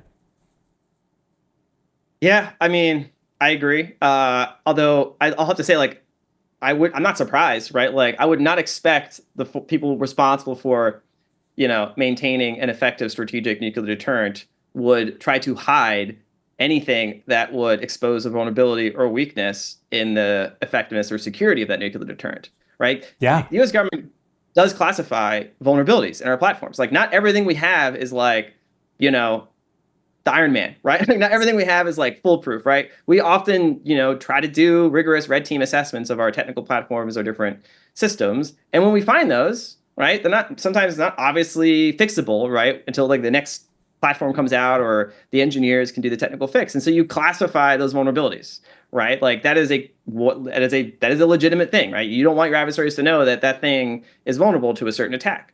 And so they'd be like, oh, it turns out that like there's a vulnerability here from UFOs. We don't want Russians to know that. We're just, but then the question is, what do you do about it? Right. And I'm sure that went up to a higher level and they're like, not much we can do about it. So just, keep telling those missile men to like keep their mouths shut, right? Like, it's don't say a thing. Like, it's not great, but like I kind of like the bureaucratic response to that is just like, I see no other way they could have responded to it, right? Like, obviously it's a much larger question for a different set of people, probably way above Frank Kendall's rank, right? To adjudicate, well, how as a nation are we going to respond to this? And of course, I think even David Grush pointed at some of the treaty language between U.S. and Russia for the Mo link and some of the pre-structured messages for that hotline, where we agree to report on any unidentified objects that could lead to a misattribution of a potential nuclear attack by one or the other party, and agree to essentially deconfliction mechanisms to ensure that we don't misidentify and launch against our adversaries. So they obviously saw it was significant enough issue to write that into that treaty, both of us. So I don't know. I think there's bureaucracy that's going to do its thing, and then I think this was the best that they could, which was just like talk to the Russians about it and be like, yeah, like, this isn't ours, this isn't yours. This is a separate question that's probably going to be addressed above our pay grade, and this is what we're going to do for our Mo link, right? But like in general, like, this is a interesting question with China, because I don't know, right? To go back to earlier part of the conversation, like, to what extent that any similar sorts of deconfliction mechanisms or understandings have been reached with the Chinese or the North Koreans. And I don't know, that's an open question to me. I don't expect to know any answer to that question. But it would be a problem. Like, if the recognition of this phenomenon was sufficiently serious by both the US and the Soviet Union as to create the special deconfliction procedure with respect to our hotlines, then I certainly would want there to be a similar deconfliction mechanism in China. And I mean, there's been lots of reporting about how we haven't had, maybe up until very recently, those sorts of military to military deconfliction channels. I think only in the last few months has there been like a slight thawing where the Indo-PACOM commander has talked to his equivalent in China. But I'm not aware of, but again, this is maybe more just ignorance of like nuclear deconfliction hotlines between US and China. And so it's an open policy question that I would have, which is like, do we have a similar mechanism as we now apparently do have with have had with the Russians? Seems like an important thing, right? Yeah. Oh no, for sure. But this gets to a much larger, complicated question, which is, and it's a bit me going on a little bit more speculative territory here. Back in the 50s and 60s and 70s, when we were creating the sorts of deconfliction mechanisms and writing this into the treaty procedures, that everyone kind of understood that anything that was behaving like these things was definitely not one of ours. Right. And therefore, the deconfliction mechanism was somewhat binary. It was like, yeah, this isn't ours. It's not obviously an ICBM. It's doing something very, very squirrely. It's traveling much faster, coming in from orbit, et cetera. Not ours, not yours, not a nuke. Don't press the button. That maybe is a more complicated question now. I mean, again, completely speculation, but like if you go to that Bayesian tree of like, we have maybe managed to figure out some things, maybe us or maybe our adversaries or both, have figured out some mechanisms of propulsion or aerodynamic performance or aerospace platforms as a result that behave anomalously, that replicate or emulate similar performance or have similar sort of phenomenologies in terms of their indications to these different sensor platforms that we use to alert our nuclear forces, then that would be a problem of like ambiguity between, and therefore the deconfliction wouldn't really address the problem. Right. Because, it could be ours, it could be theirs, it could be a nuke, it could be not, like none of the above. And that to me is actually quite scary, right? From like a deconfliction mechanism is like, well, can you trust the whole premise of kind of counterforce, countersignaling is you have all these space-based platforms, you have all this intelligence collection to give you, when the first plume shows up, right, coming out of the silo, like the clock starts, and you have all these like very precise, calibrated, comms channels, and then missile threat conferences that get stood up, and you deliberate the response in whatever those minutes are that you've got. I mean, this would be like this was sort of we would throw a monkey wrench if you actually had platforms that could do very different things, and would potentially be strategically destabilizing. Right. And I don't know. I go back to like fundamental physics of like fundamental physics in the 30s and 40s created the strategic weapons that resolved global power conflict in the 40s. and I don't think the US government or any government of sufficient power status forgot that lesson, that like fundamental physics is like direct line to like strategic national advantage or disadvantage. And so I just would expect that line would just have continued doing that thing, research for those decades. But the basic premise of the sort of fundamental research is to create, in one respect, strategic aces in the hole. Every country wants to have that like thing that it can bring out when the chips are down, right? To, deter or compel an adversary in a crisis and achieve, its war aims or its strategic aims short of war. And we haven't had a true great power confrontation since the 40s. And maybe the Korean War was close, but that's a lot of time for many national arsenals and R&D enterprises to invest in quite, advanced platforms that would only be used in a strategic conflict. So, and again, it's a bit rambling, but like the last piece I'll say is like, and going back to the General Hyten, I believe was the vice chairman of Joint Chiefs of Staff in 2021. There's this internal debate about whether to declassify certain space capabilities and maybe even do a demonstration of them. And then he gave quotes on the record talking about how deterrence doesn't happen in the black. Deterrence only happens in the white, meaning you can't deter an adversary with something they don't know about, right? And so there's this complicated game of signaling you have to have. If you've got some strategic advanced capabilities and you want to actually deter a conflict, say with China, well, China has to kind of know to some extent that they exist and has to have some awareness of their capabilities without knowing too much that then maybe they can develop a mitigation or a counter or their own version. And this is, of course, the big, debate in all sorts of, disclosure, calculations is like, we have this special super secret, thing. Like, do we hold it now in the worst case scenario where we're fighting a war and we can, ensure that we have the advantage in that conflict? But that's like extremely high risk, right? You're now in a war. Not great. It's obviously maybe better if you can deter a war by, using that special capability to then signal to the adversary that they're going to lose or that their chances of success in, say, Taiwan would be much lower than they otherwise thought. And you don't even get to a war in Taiwan. Everyone wins. But you have to kind of open up the door a little bit. You got to like let them know this thing or these things can do certain things to change their decisions now so that you avoid a war.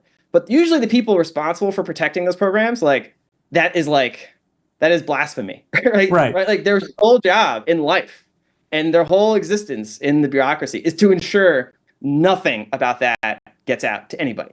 And so if you have the senior policy bureaucrat who's like, I kind of want to deter a war, I want to just get a few little hints about that thing, the people in charge of the security for those things would be like, no, not a chance. Go climb a tree, buddy. I'll be around here longer than you are, right?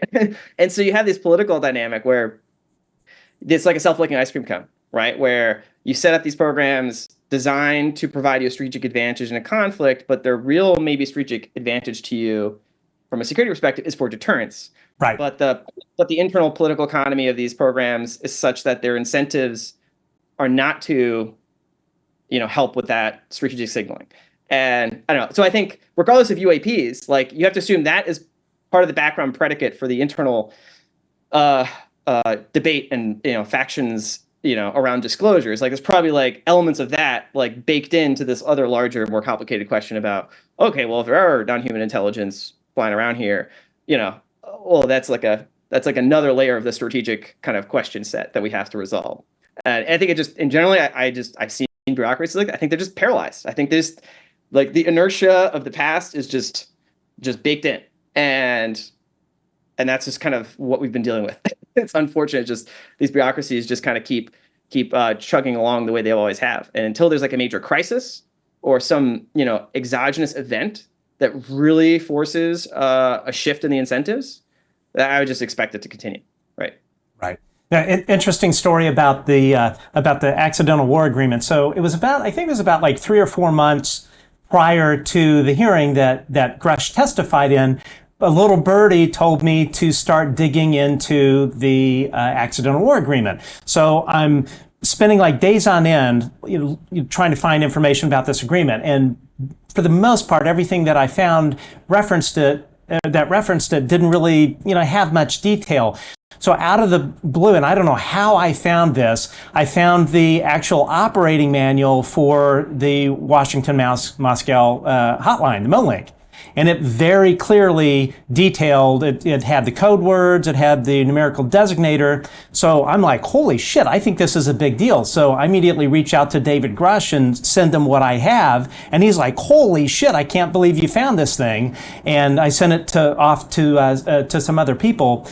And but anyway, that's the story of how that made it into the hearing. It was a miracle that I came across this thing. And actually later on, I ended up going to Washington, D.C., and spent a good day at the National Archives. And what I was looking for were the negotiating minutes for the particular treaty, because I think that will actually would give at least the class. I don't have a security clearance, so I was able to only look at the unclassified version of State Department memos and stuff relating to that treaty. But I wasn't able to find anything that directly said that the phrase unidentified objects refers to UAP in the coded messages, but pretty much everyone said, yeah, what you came across, that's exactly what it is. And I did do further research into sort of red phone traffic. And from what I understand, that whole operating system has been expanded for use with China, even India, I believe. But the actual operating document, that was the only thing I was ever able to locate that spoke about it with such specificity. But it was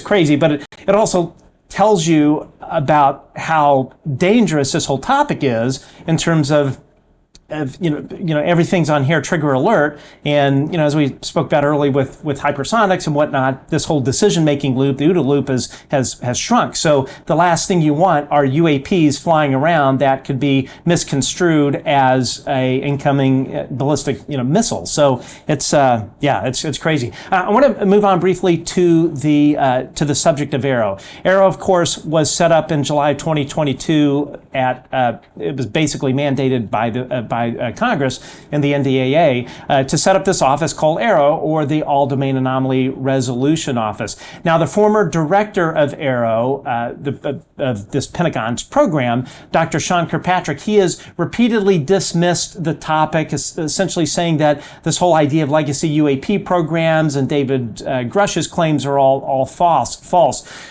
Do you think he was being told to say that by the people up the chain? And do you think that this new director, Dr. John Kolaski, or however you say his last name, do you think that there will be any change, or do you think it'll be more of the same? I mean, I think Arrow was created as Gillibrand and Rubio's kind of baby, and I think structurally its objective from their congressional intent was to try to formalize a set of processes, both internal to the Pentagon and then mechanisms of accountability between the Pentagon and the IC to Congress that would, more sustainably instantiate, what had been built more sort of in an ad hoc fashion under the UAP task force. And then as a result of the success of the UAP task force, maybe from certain elements perspectives, like the too much success of the UAP task force in digging where they maybe shouldn't have dug, Right. and reporting back to Congress things that they didn't want Congress to know about. Arrow's function, bureaucratically, was to essentially create a bridgehead from, certain key stakeholders inside Congress into the Pentagon and the IC, with ODNIs being like the deputy, and a formal process of reporting and oversight and investigations, and kind of that was kind of the leverage point, right, that Congress wanted inside the Defense Department. Obviously, the bureaucratic game was, of course, UAP task force was under the Office of Naval Intelligence, Right. Which may have historical reasons to feel resentful at other parts of the government, maybe the agency, Air Force. And these are all the bureaucratic rice bowls, right? And so UAP task force was sort of under those auspices, but obviously was interagency task force that had reps from all these different divisions inside the government. But then, of course, it turned out, though, in the power game, was that when Arrow was stood up, it was stood up inside the Office of Undersecretary of Intelligence for Intelligence and Security, Ronald Moultrie, and that is not the Office of, that's not naval intelligence, right? It's much more closely associated, maybe with prerogatives of defense intelligence more broadly, and obviously the Air Force and CIA, I think, have strong influence over that personnel selection. So Sean Kirkpatrick was sort of an indicator of that power dynamic. Right, his background essentially was Space Force, Air Force, CIA. Right, he was not a Navy guy. Right, I think that then showed in his general inclination to dig too hard into this topic. Right, the question is, was it in true bad faith? Was he truly kind of acting as an asset or an agent on behalf of other folks in sort of the bureaucracy to mislead, to deceive, to cover, to act as a flypaper operation, to sort of attract whistleblowers and witnesses for the purposes of understanding, one, how much has leaked, who knows, so they can sort of seal and plug those leaks. To what extent was it essentially counterintelligence activity internally? Right. Again, I don't have evidence one way or the other, but I think regardless, right, it became clear now from statements from in the public among congressmen, they were not satisfied. They were not. They didn't have confidence in Kirkpatrick. Even I think Matt Laszlo has reported on statements from Gillibrand, from Rubio, from even Mark Warner, that they had one-on-one meetings with Kirkpatrick where they told him, people are coming to us because they don't trust you. And that's a problem. We set up your office so they wouldn't have to come to us. Right. Right. And so they're kind of in this is the bureaucratic thing. It's the Senate, I think, they want accountability, but their senators, they don't, and their staffers don't have the they don't want to own the hot potato, right? They want to write a law. They want to give money to somebody else to let them fix it. Have that hot potato and then come back to them and report on it. They don't want to have to own. They don't want to be deposing these witnesses. They don't want to be chasing down these abstruse special access program leads and going to Lockheed whatever facilities. They don't want to do that. The Senate staffers don't want to do that. They want to have an independent, quote unquote, independent group, that's got the statutory responsibility from them to go do those things. And that's what they thought Arrow was going to do.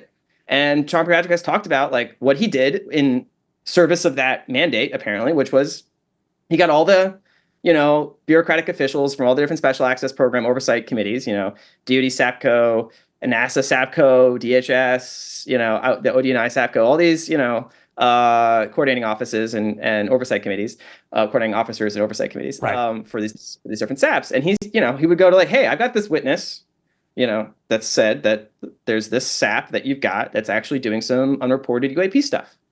I want to talk to the program managers. I want to talk to the contracting, sort of leadership. I want to ask them questions. Okay, here you go, Sean. You got the right tickets. You go meet with them. Sean goes and he goes, hey, so you guys got any like extraterrestrial technology? You got any, non-human intelligence, exotic aircraft somewhere tucked under the sap? And they go, no, Sean, nothing like that. And he goes, okay, can you sign like a memo that attests to that? Sure, we'll sign to that. Are we under penalty of perjury for anything we say? Nope. Is any of that information going to go back to Congress? Nope. Nope. So, I mean, yes, but I think that was sufficient to then explain to some folks in the Hill that he was doing his job, that he was investigating these leads. But I mean, unless you're under penalty of perjury, and if like these folks are doing anywhere close to a halfway decent job of protecting these programs, like they're just going to like tell Sean, oh yeah, you got us. Like, come over here. Like, it's all here, go back and tell Congress we've been lying to them for the past decades. Like, uh-oh, shucks, you got us. Like, yeah, and like that's. And he had no spatial. Arrow doesn't have any special agent authority, so they didn't have the ability to legally force those disclosures. But as you mentioned, there's no way these program managers, or in the these SAP central offices for these things are going to spill the beans to this guy. It's like, yeah, we don't have anything. Wink, wink, nudge, nudge. It's insane, and that's why I wonder if it's going to be any different with this guy. Yeah, and that's I think the big question, right? Was Kirkpatrick fundamentally constrained by the nature of the office as opposed to his personality or his disposition, which I think didn't help things. I think his personality was just not. He's well suited to potentially, I think he made some professional blunders in terms of going on LinkedIn and like talking smack about David Grush and just kind of just being like a bit of a jerk. And that doesn't help things when you're touching a subject that's this contentious. So I think on a personality side, a dispositional side, at least I don't know this. I don't know Dr. Kozlowski personally, but at least the in the wind is that he's more congenial, more open, more fundamentally collaborative. I think he knows what Kirkpatrick went through with Congress, and I think I don't know. You never know until someone shows up on the job and does the work, like how they're gonna respond to different pressures and constraints that they face. Like, are they really gonna push the limit? I think fundamentally, like Arrow is just it is just structurally constrained, right? Like I think I wouldn't expect Arrow to be like the agent of disclosure, right, for UAPs. It just is not. It's just bureaucratically kind of a nonsensical expectation to have like an office inside the Pentagon be rooting out what is apparently the most sensitive, potentially most destabilizing and kind of politically delegitimating, secret that other parts of the DoD are implicated in. It's just not going to happen, right? That's what the whole premise behind the UAP Disclosure Act is, setting up an independent, kind of review board with the powers of eminent domain as well as subpoena, right? And then could make criminal referrals of folks disregard those subpoenas or lie to their investigators. And so that's the challenge. Is there are two different objectives here, right? One is an accountability objective that Congress has, and the other is like a disclosure objective that some other folks maybe in Congress have. But those are different objectives, right? The accountability objective is to ensure that appropriate members of these committees are fully appraised of the activities that the defense and intelligence communities are involved in with respect to this topic, that there's no hiding of the ball, there's no unreported activities that are using funds that were appropriated by Congress to serve this function, that they have a statutory and constitutional mandate to oversee. So there's one function of Arrow, which is to restore accountability to Congress. I think it's feasible that Kozlowski could be a way to heal some of that rupture and make Congress feel better about their visibility into some of these activities. We'll see. That remains to be seen. But that's a plausible objective for Arrow to fulfill, is that accountability objective. I do not expect Arrow to do anything to meet this separate disclosure objective. And that I do not expect Arrow's public reports to be the mechanism by which the government owns up to any of this. Right. I think even they said that, right? If Kirkpatrick were to find evidence of non-human technology, it's not his job. That's president. That's above his pay grade, right? And so I think regardless, Kozlowski can be a good technocrat, can sort of establish a good functioning mission, and operational, trust inside the Pentagon and with Congress, and that could be better mechanisms of accountability. But I think fundamentally you have this, as Lou Ozanov has pointed out, as like this institutional dynamic, which, like, if it's true that we do have these programs, and they might have been started for a legitimate purpose, but maybe they've delaminated in some respects from mechanisms of accountability. It's going to be it's a very delicate issue to how do you stitch together, the congressional oversight that's constitutionally required to ensure those programs are legitimate in a democracy, while ensuring they, what aspects of them are pursuing a merited security and strategic purpose remain uncompromised. Right.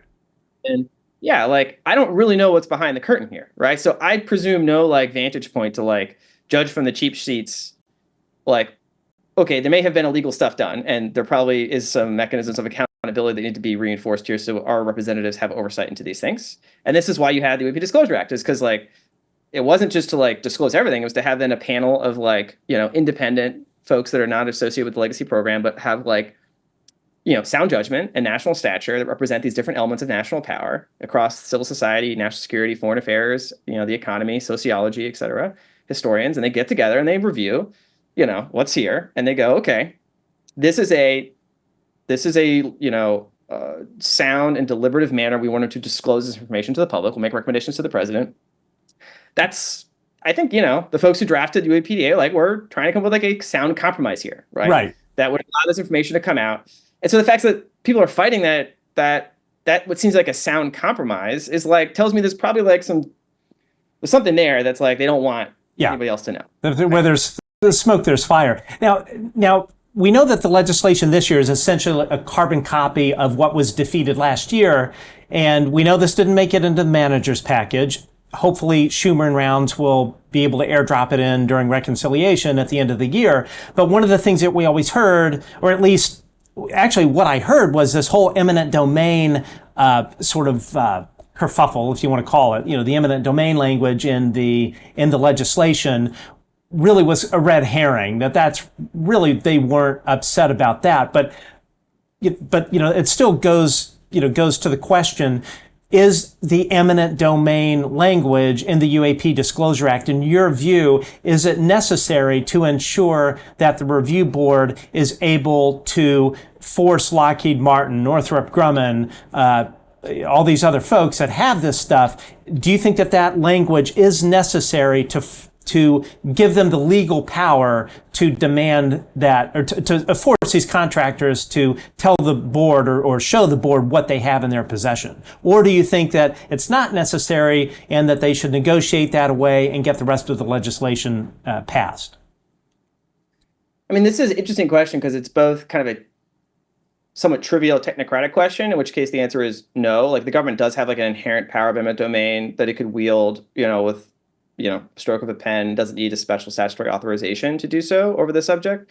And it would be litigated regardless. And it would be, kind of an insane Supreme Court case, right, to try to, parse through. And so in that sense, I think it's somewhat trivial in the sense of like, it doesn't really matter.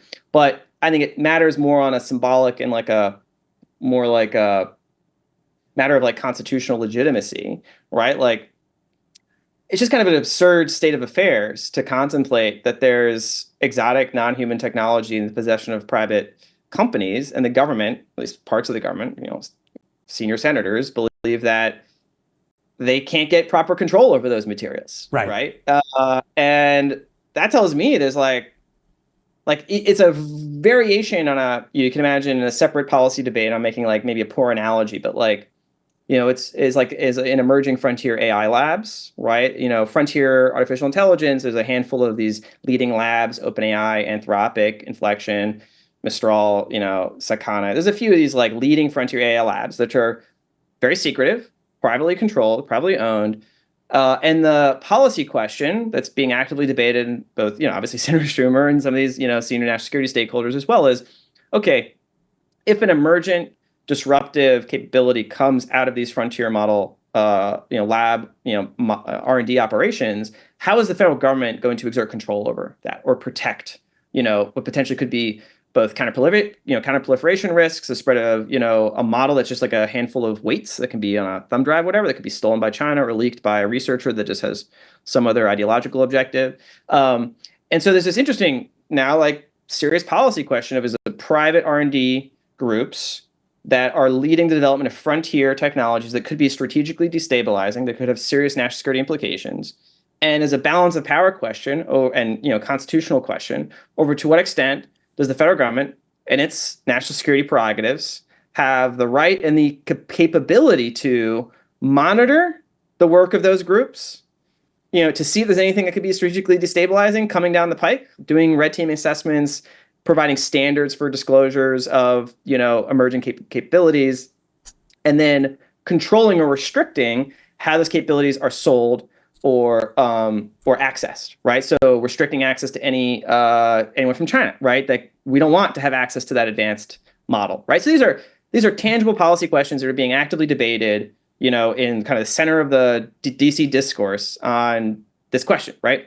And I think the NHI thing is obviously a much more exotic, somewhat kind of taboo version, but I think it's a similar dynamic that's being played out. Obviously, maybe at like a more like existential scale, right? Which is, we don't know exactly what capabilities have been reverse engineered, if any. We don't know what advantage or insight has been gained that's like closely held, but that is essentially insight and advantage that is, at the disposition of private entities that don't have a democratic mandate, right? And so this is the question over like these frontier model labs, which is, is it just Sam Altman personally making the decision about who's going to access these capabilities? Is he going to do maybe a deal with, say, the Emirates, right, to allow him to move all of his R&D, team to Dubai, where the government can't touch him, and he can build his AI god desert, AI god in the, like in the desert there?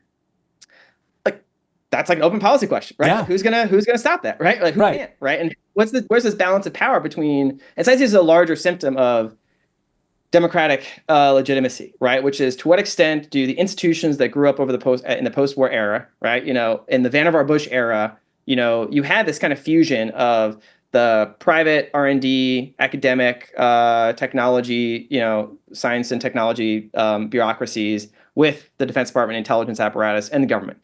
And obviously there's lots of scandals in the CIA back in the day, but like there was like, I think, a nominal alignment of purpose and interest.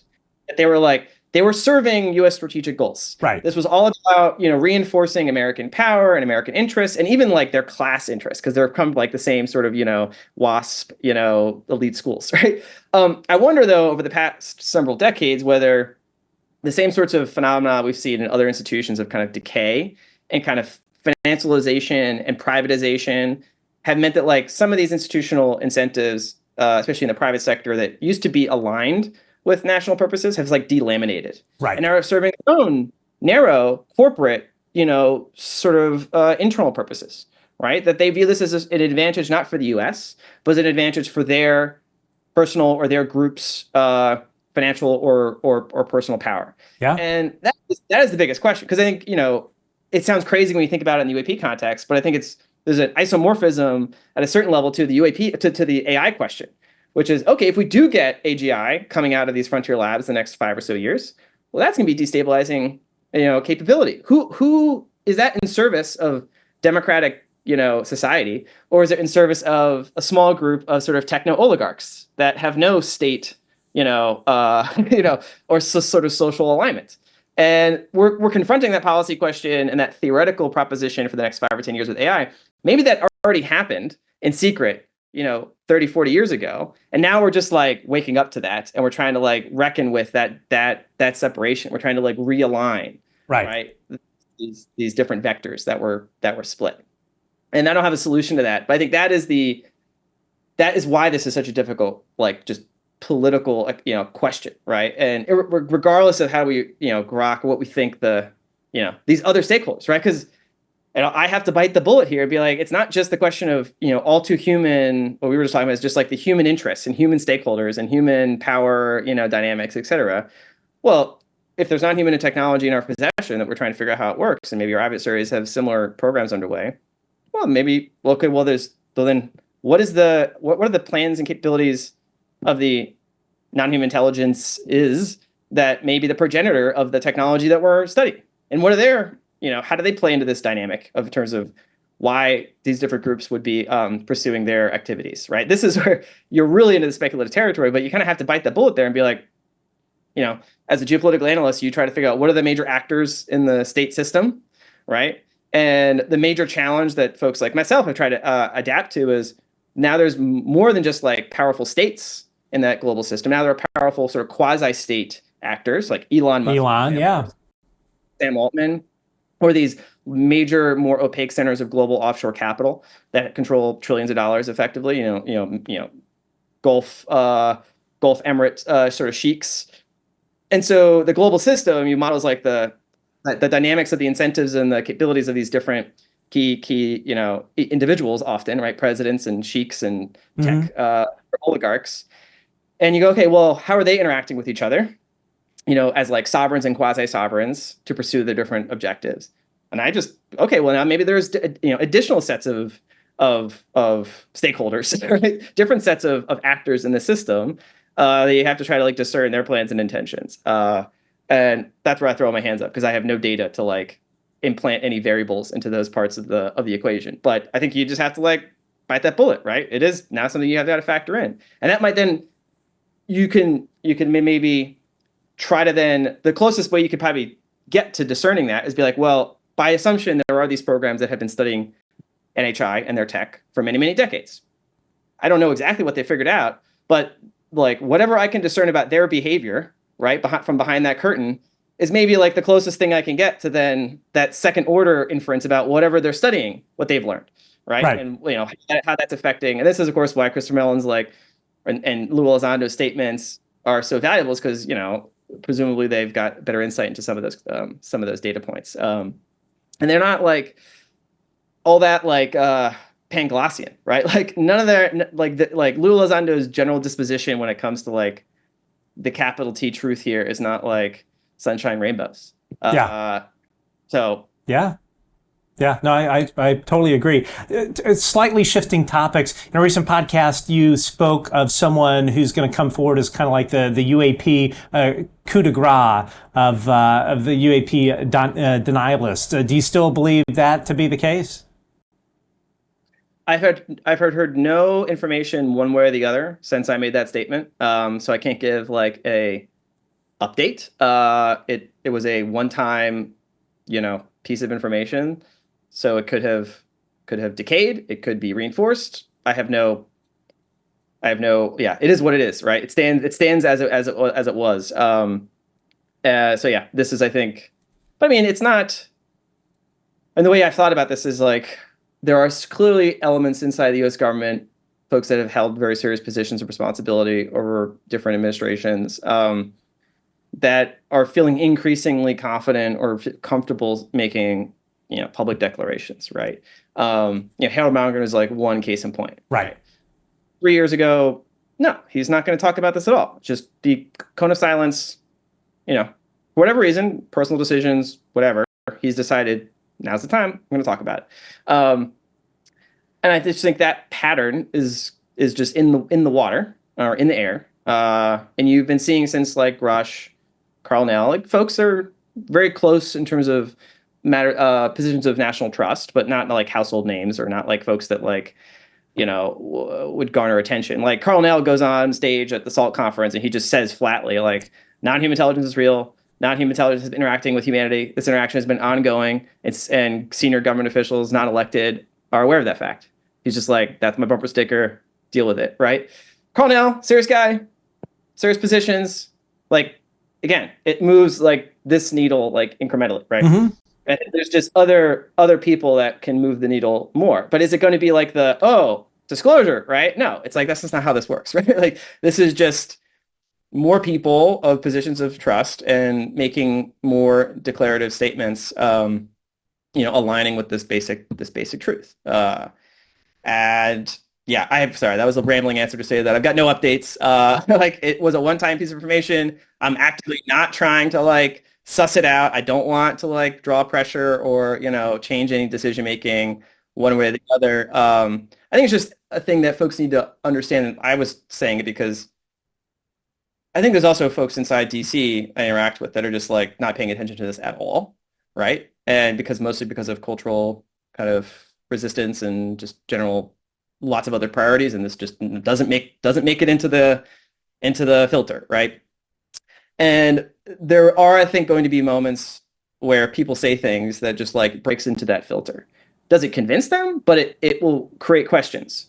Right. And I think it's better for people that have prepared to think about those questions and not be just surprised, and not be bewildered or be like, where did this come from? Why is that person saying this? Like, what's going on? Right.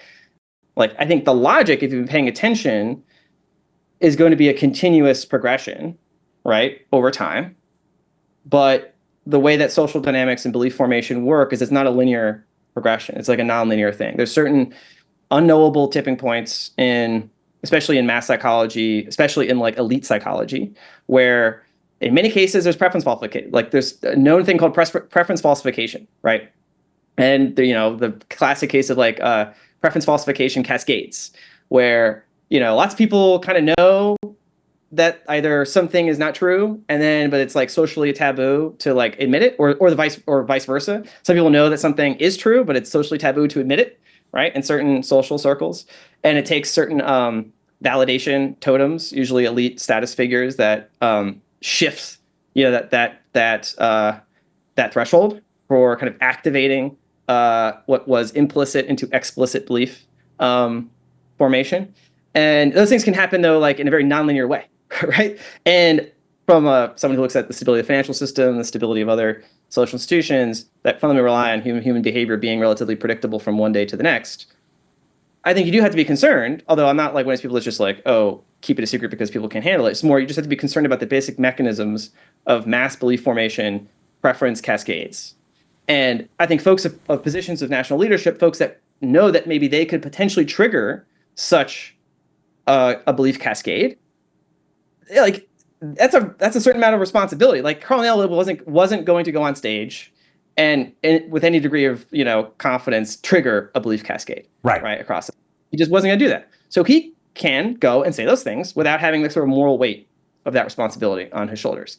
There are other individuals that do have that weight on their shoulders and have to be very responsible at how they conduct themselves on this topic.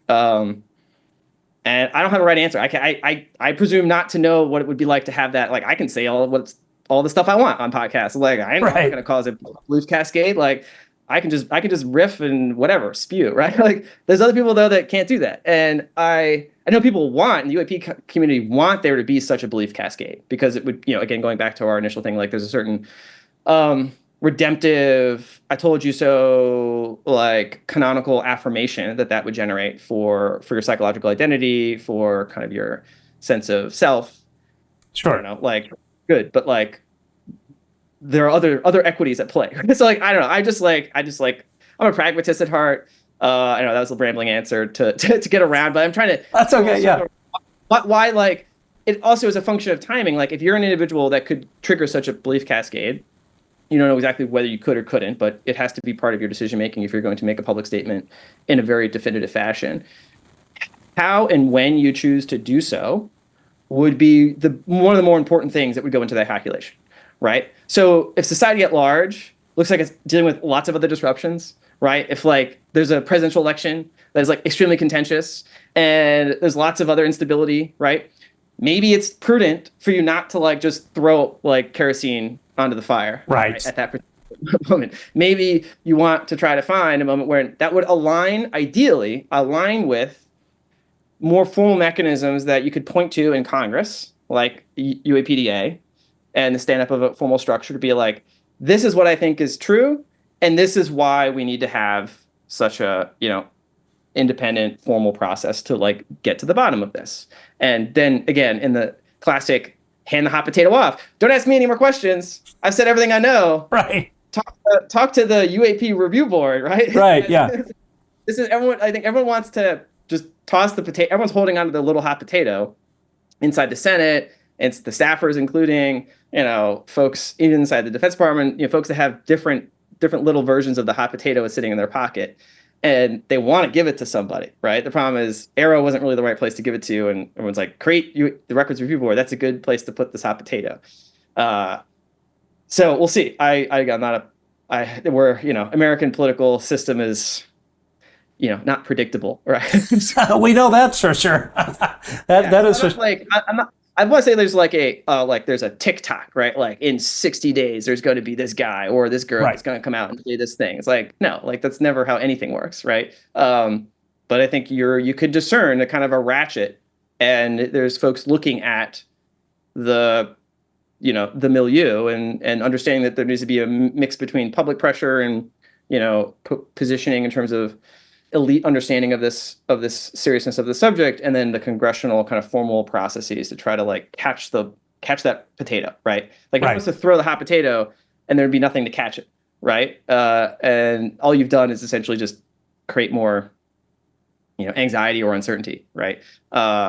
Anyways, that's just my rambling thoughts on that. Yeah, no, totally makes sense. I want to finally talk about the classification of this whole subject. So we understand that the government has classified the legacy UAP program and material in their possession under the Department of Energy, under the Atomic Energy Act. I think it's 1954.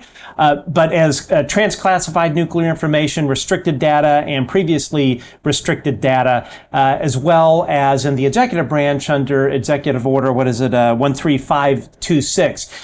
Is this a misuse of that classification authority, sticking all of that in the DOE so that there's no way in hell that people in Congress can go and look at it? So like as an example, I don't remember who the senator was, but I think it was prior to 9/11, the chair of the Senate Armed Services Committee, who of course has a lot to say with of defense, how defense dollars are spent.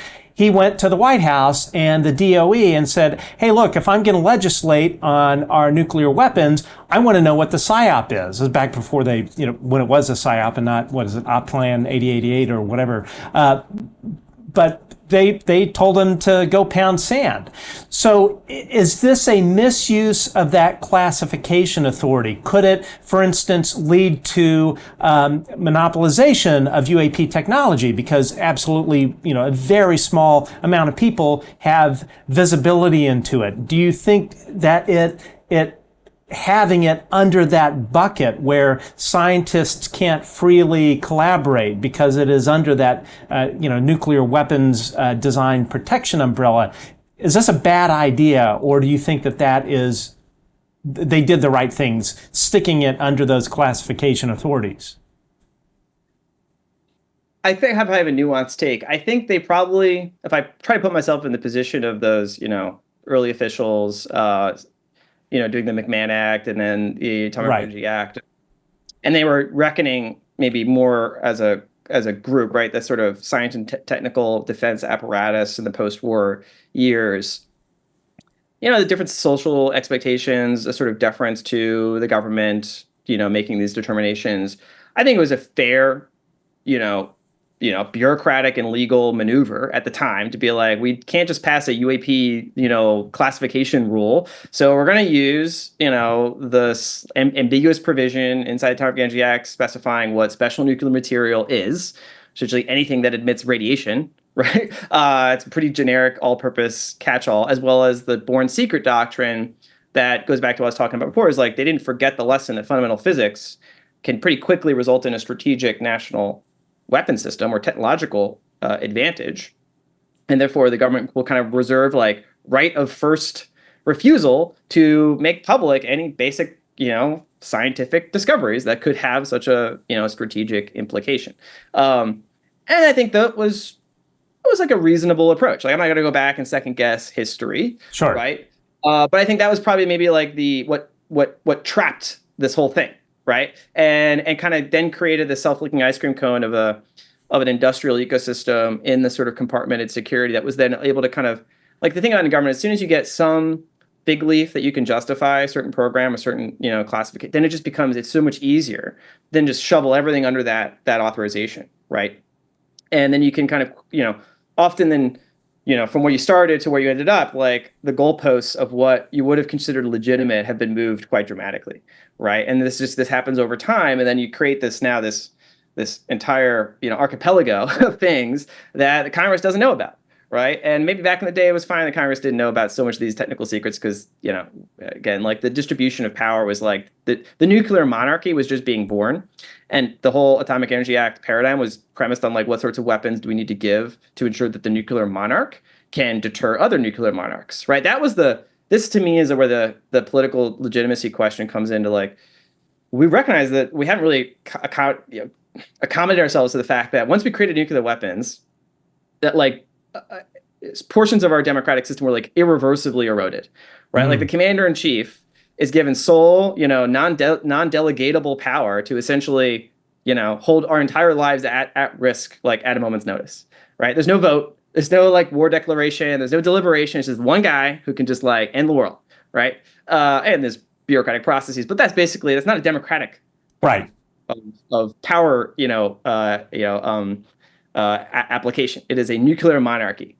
And I think what happened is if you use the architecture of secrecy that's designed to support that nuclear monarchy, is you put the UAP, secret under that, then you created essentially a nuclear UAP monarchy, right? Where, and I think that's basically what we see now, is that like by using the mechanisms of nuclear secrecy, which are inherently aligned to this non-democratic form of force, in our democratic system, you're tipping the scale then, right? Nuclear weapons, reset the balance between what is a democratic structure and, declarations of war between Congress and the executive branch.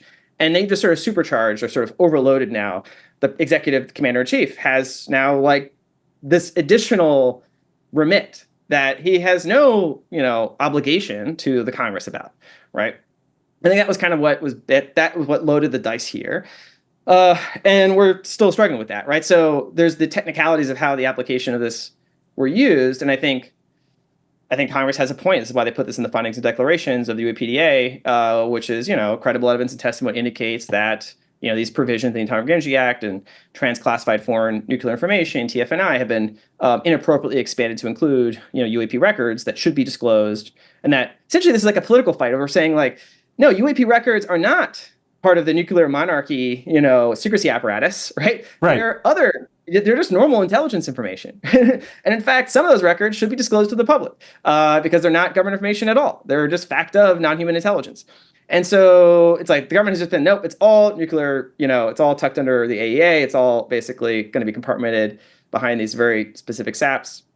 And of course, bureaucratically, the nature of the Department of Energy's black programs, special access programs, is that like the folks that sit on those oversight committees for Department of Energy and Natural Resources, like they have usually very little, if not any, national security background, right? So they're just not even, they have no clue, right? So it's a lot bit easier to kind of like do a bunch of stuff there without Congress even knowing the right questions to ask. Like the SSCI and HIPC and SASC, like they're savvy. They usually have staffers that come from these agencies that kind of know, how the game is played, and they can kind of like, keep some mechanisms of accountability, or else they know kind of how to like twist the knobs. I think the DOE though is like, it's no man's land, right? The Nuclear National Security Administration is just, they can just run their own thing. And there's a lot of money there that just gets sunk into black R&D projects, and God knows how much of that is being used here. So I do think it's plausible. Congress, I think, pointed to that for a reason. But I think it goes back to this basic question of like political legitimacy in a nuclear state. Right. And I think this is now a new version of that question. Like, how do you have political legitimacy in a society that recognizes that maybe there are potentially destabilizing technologies, right? This is like the AI question, but just like amplified. Like we're as a society having to confront these basic questions of like, and I have like always an angel and devil on both sides, right? Where like you call me like a deep state bootlicker or like a bleeding heart liberal, progressive civil rights. I want to like always for the people, the deep state. It's like I always flip back and forth because I do consider these different scenarios where like maybe there are some destabilizing facts. Maybe actually this is a Pandora's box type of technology that like with if everyone could just like create a nuke, right, with stuff in their house, like that would be bad. Like civilization wouldn't last very long. This is the question with AI that people debate all the time is like, is AI going to be kind of this demon or angel, right? That we have brought into society. Is it going to essentially uplift us,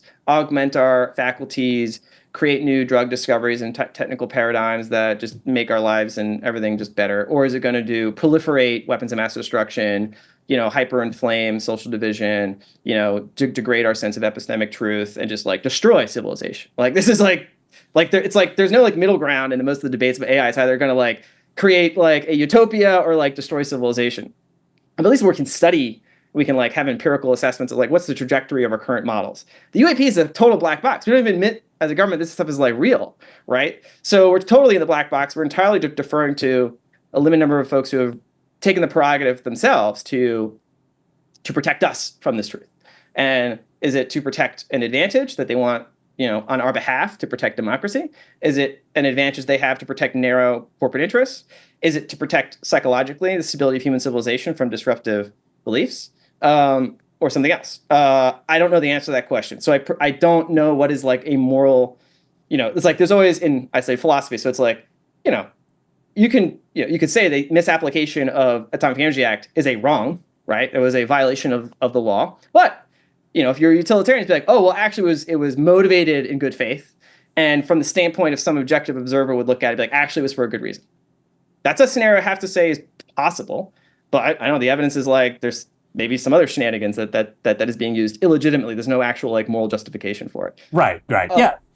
So yeah, I mean, this is where you could tell I'm talking at both sides of my mouth here because I get it. Enough facts to like make a value judgment. I just think we need to have our representatives in Congress pursue this question in an official fashion, and balance this judgment with senior folks that don't have any conflicts of interest. Put them on a review board, give them powers of domain, let them look at this stuff. Right. And then make recommendations to the president. It's like, okay, if we need to reinforce the Democratic side of the ledger here, right? I'm not saying destroy the other side of the ledger, just like reinforce the Democratic side of the ledger and come to a new, accommodation that allows, parts of society to understand this stuff. The last point I'll say is like, I think some folks, though, this entire conversation has been about the government, right? I think if it's true, right, the basic fact of non-human intelligence is correct. It's like the existence of the moon. It's like just a fact of intelligence in the universe and just the nature of consciousness. And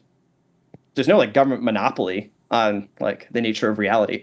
Right. Like they can like try to like, folks can try to spin, certain worldviews that, create a rigidity in mass belief. But anyone can just decide to believe something differently. Sure. Like, the government can't tell you not to.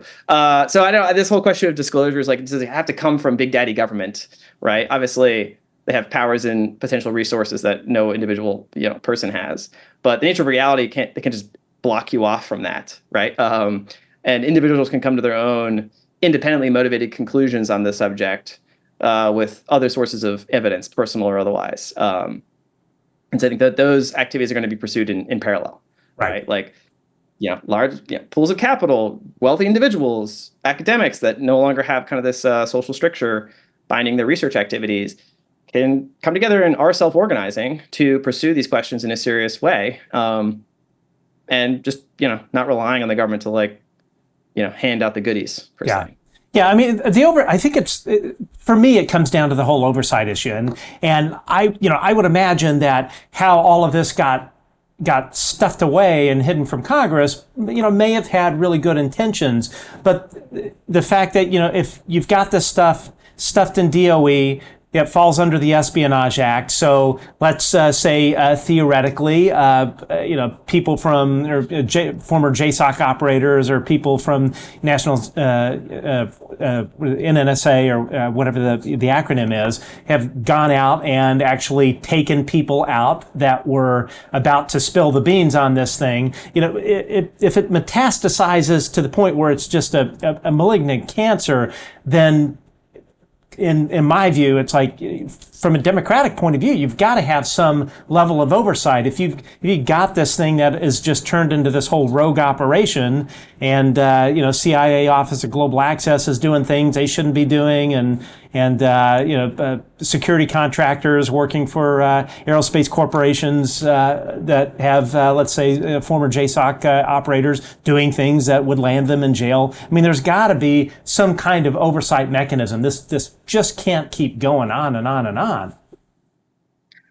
I mean, I mean, yeah, that wouldn't be a great situation from the standpoint of civil society in a democracy. I mean, this is the challenge that you've seen in many societies where you have to always kind of it takes work to reinforce the line between civil society and like liberal democracy and secret agencies, right? Like secret agencies by definition, are supposed to conduct activities in secret, and that means that there's an inherent tension between accountability and their function, right, to protect democracy.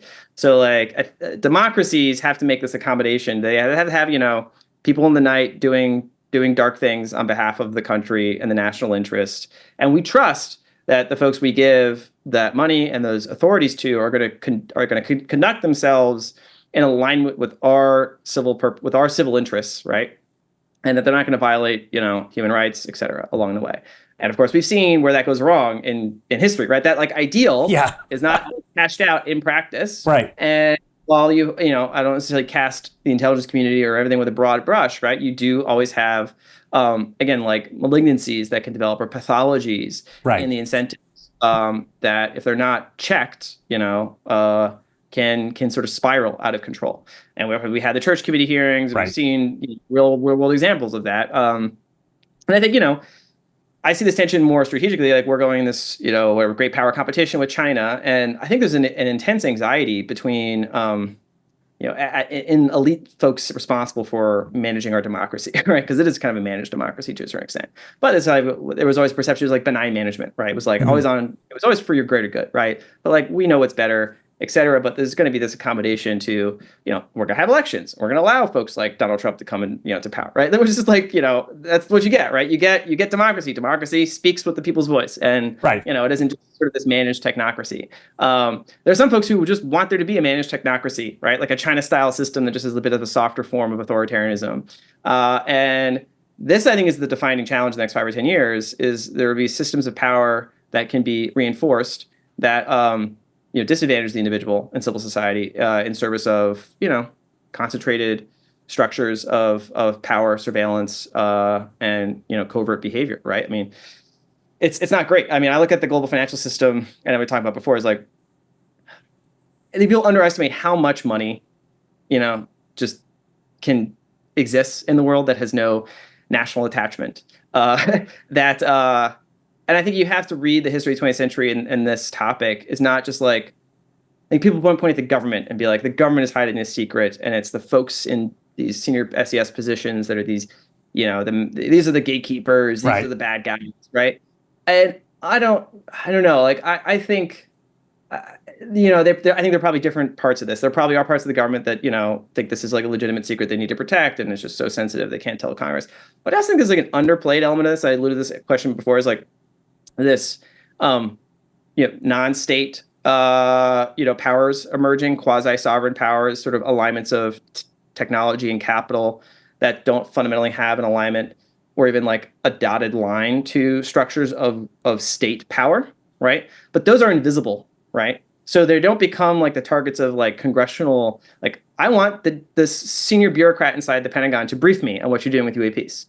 This is where the eminent domain thing, the radical signaling part of it was that it was sort of explicitly targeted at the private ownership or control of these objects. And that to me is like, going back to it, it's like, that is the real like disconcerting implication of Congress, is that it's not that there's parts of the government that are out of control. It's like, okay, we've seen that before, right? And that, it's age old story, right? It's more like that the government, there seems to be like this, structure of private interests that Congress is pointing at and saying, we need to pass a law to like try to get your non-human technology back. Yeah. That's kind of crazy to me. It's totally crazy. That's bonkers. That's more bonkers than any sort of CIA. It's okay. There's an architecture. We've seen that before, where maybe some unreported special access programs didn't work reported, but there's certain, like, the resolution essentially is report the programs. Right. And then Congress goes, they're good. Keep going, keep doing what you're doing. Federal government says it's okay, right? But if you have this other structure that doesn't even have any like legal mandate and is like no thing that it has, doesn't feel like it owes any, obligation to congressional oversight, even in theory. Well, that's like a what the hell, right? Yeah. That is a what the hell is going on? And I don't know. There's like, I know I spent a lot of time focusing on international financial markets and technology competition, and how power is actually wielded in the modern era. And the more you look, the more you actually see that the blurred lines between what is like, like it used to be that CIA station chief in a certain country was like the top dog, and covert actions were aligned to like U.S. strategic purposes, right? Sometimes shady, but sometimes legit. Right.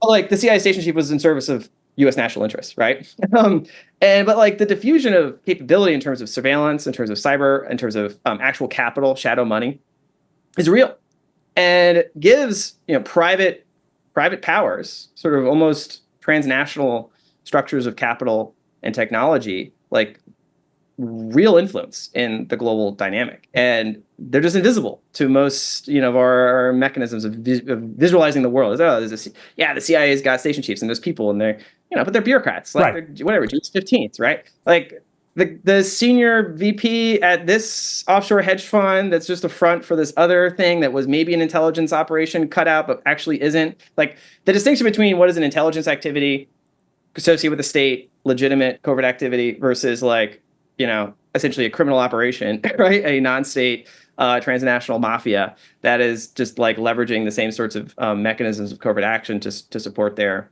own essentially transnational criminal objectives. Like we do have a massive problem with transnational criminal organizations. Like they're extremely powerful. Like the ones we know about, right? The 14K triads, the TCOs in Mexico, et cetera. But like you could say Russia is essentially a mafia state. CCP is essentially a mafia state. Right. Are there not other mafias? We would not call them that, but like that sort of function in a very similar Same fashion, way, that have access to advanced technology and capital in the West. And that like you have to model the dynamics in this topic and other topics through the lens that they're often systems of power that are not as visible. And that's just like, we call that conspiracy theorists. It's like, I just analyze these systems, like these sorts of corporate structures. This is the way the game is played, right? This is just the world we live in, unfortunately.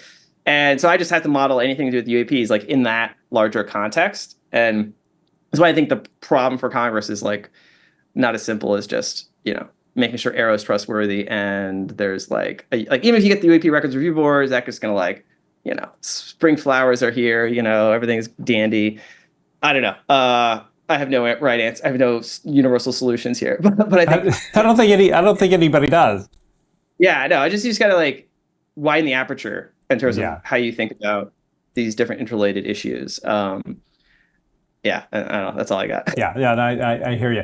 So finally, actually, this is the last question. So we had Lou Elizondo on our show, and I asked him about an impending event that some people will say happens around 2027. Well, he said he couldn't speak about it, and of course it has set off this firestorm. He said that on our show. Are you aware of anything impending in 2027 that you can talk about that Lou was not able to? Like James Webb Telescope, or it's hard to say because I'm in some of these conversations, and sometimes it's the same thing. You don't know if it's just like right this sort of loop, reinforcing loop, right? You're just like, I heard this thing. Oh, did you hear it? Oh, well, we all heard from the same person, and that person heard from, like it's just kind of like kind of rumor mill sorts of stuff. And so I've heard the same sorts of rumor mills, but like it's like it's sourceless, right? It's just kind of this never this sort of round and round we go sort of thing. And I have two takes on this. One is I treat Lou's non-statements as very interesting, and I put those together with other John Ramirez has said some stuff. Take John Ramirez's stuff as you will. And they seem to be implying something, right? And you could construct a Just-So story that explains why there is some sort of urgency to do disclosure at all. It's like, why did 2017 to now happen at all? Why aren't we just living in the same sort of Bloomberg, post-Condom report world where this is all just background noise, right? What changed? Was it just, David Grush is, a do-gooder millennial who dug where he shouldn't have, and, Carnell backed him up, and they talked to Congress, and they're like, wait, like, was it just this matter of historical contingency? A few people in the right place at the right time sort of got a hold of this information and actual congressional interest has sort of snowballed, or is it being directed? Is it being steered from folks, maybe parts of the legacy program that have an objective to get this into the wider conversation because of some other sets of, what you call like intelligence assessments, right? Like the U.S. government does strategic indicators and warning, right? As like a basic capability, right? We want to assess, when and if China decides to invade Taiwan, we want to give our decision makers like lead time, right? We want to know these are the indicators and warning that Xi has decided to invade Taiwan. These is the orders he's given to the military. This is the pre-deployment. This is the stockpiling. This is like our intelligence assessment of some future event that would be strategically significant, and we need to start the machine moving. So you can interpret, the last 8 years essentially as some variation of like an indicators and warning, being given by some parts of the legacy program, whatever you want to call that feels like they've gathered intelligence that they feel is no longer that requires a shift in the apparatus of secrecy and the public awareness of the subject. And that, occluded determination is the explanation for why you've had, these different things come out. It's a just-so story. You can put things together, right? You Sure. can kind of draw little red pieces of yarn, right?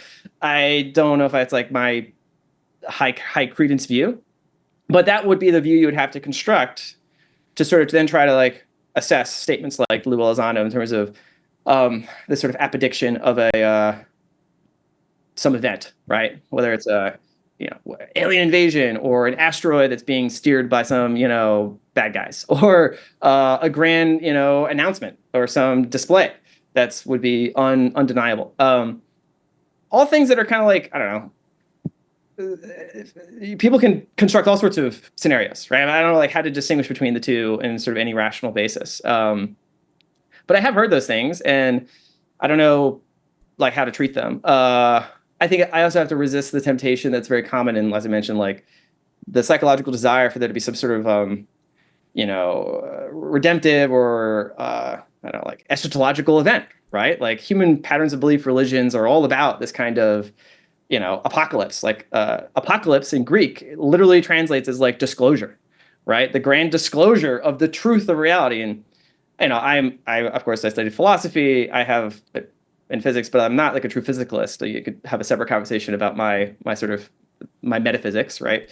It's not what you would call spiritualist, but it's not truly materialist either. I have a sort of maybe a syncretic view of the nature of reality. But like in certain sort of more spiritual dimensions, they call it like the lifting of the veil, or this is sort of conversation that's like, oh, the reality that we see is actually not the true reality, and that the UAP conversation isn't the nuts and bolts conversation. It actually has to do with a shift in human consciousness, aspects of reality that will become revealed to us. And this is, again, I listen to those conversations. I think it's always valuable to pursue very, very diverse lines of metaphysical speculation.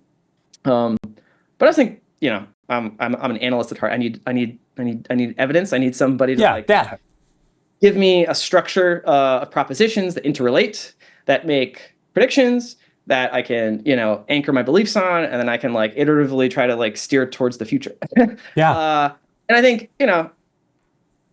if there's like, human civilization is always fragile, right? Like we're not like fated to just like endure, right? And so the nature is red in tooth and claw, and there are things that go bump in the night. And so I don't exclude the possibility, but I just think it's not psychologically healthy to kind of ruminate on things that you can't either discern one way or the other, or you can't control. I think in general, like you resolve to the same basic disposition, which is like, I think we should know more. I think we should pursue pattern structures of accountability that get more information out to the public, and let people make up their minds about how they want to interpret it. But yeah, this is like the nature of religion and how folks would interpret these UAPs. And we've just been talking about like these crap, but obviously I think there's a lot more going on in terms of what we would call technology, but like it's more about intelligence that understands the structure of reality in ways that we don't understand, and so we interpret it in this sort of spiritual or metaphysical language. But nature is just nature. Nature's doing its thing. It's doing its thing. And it is complicated. That is for sure.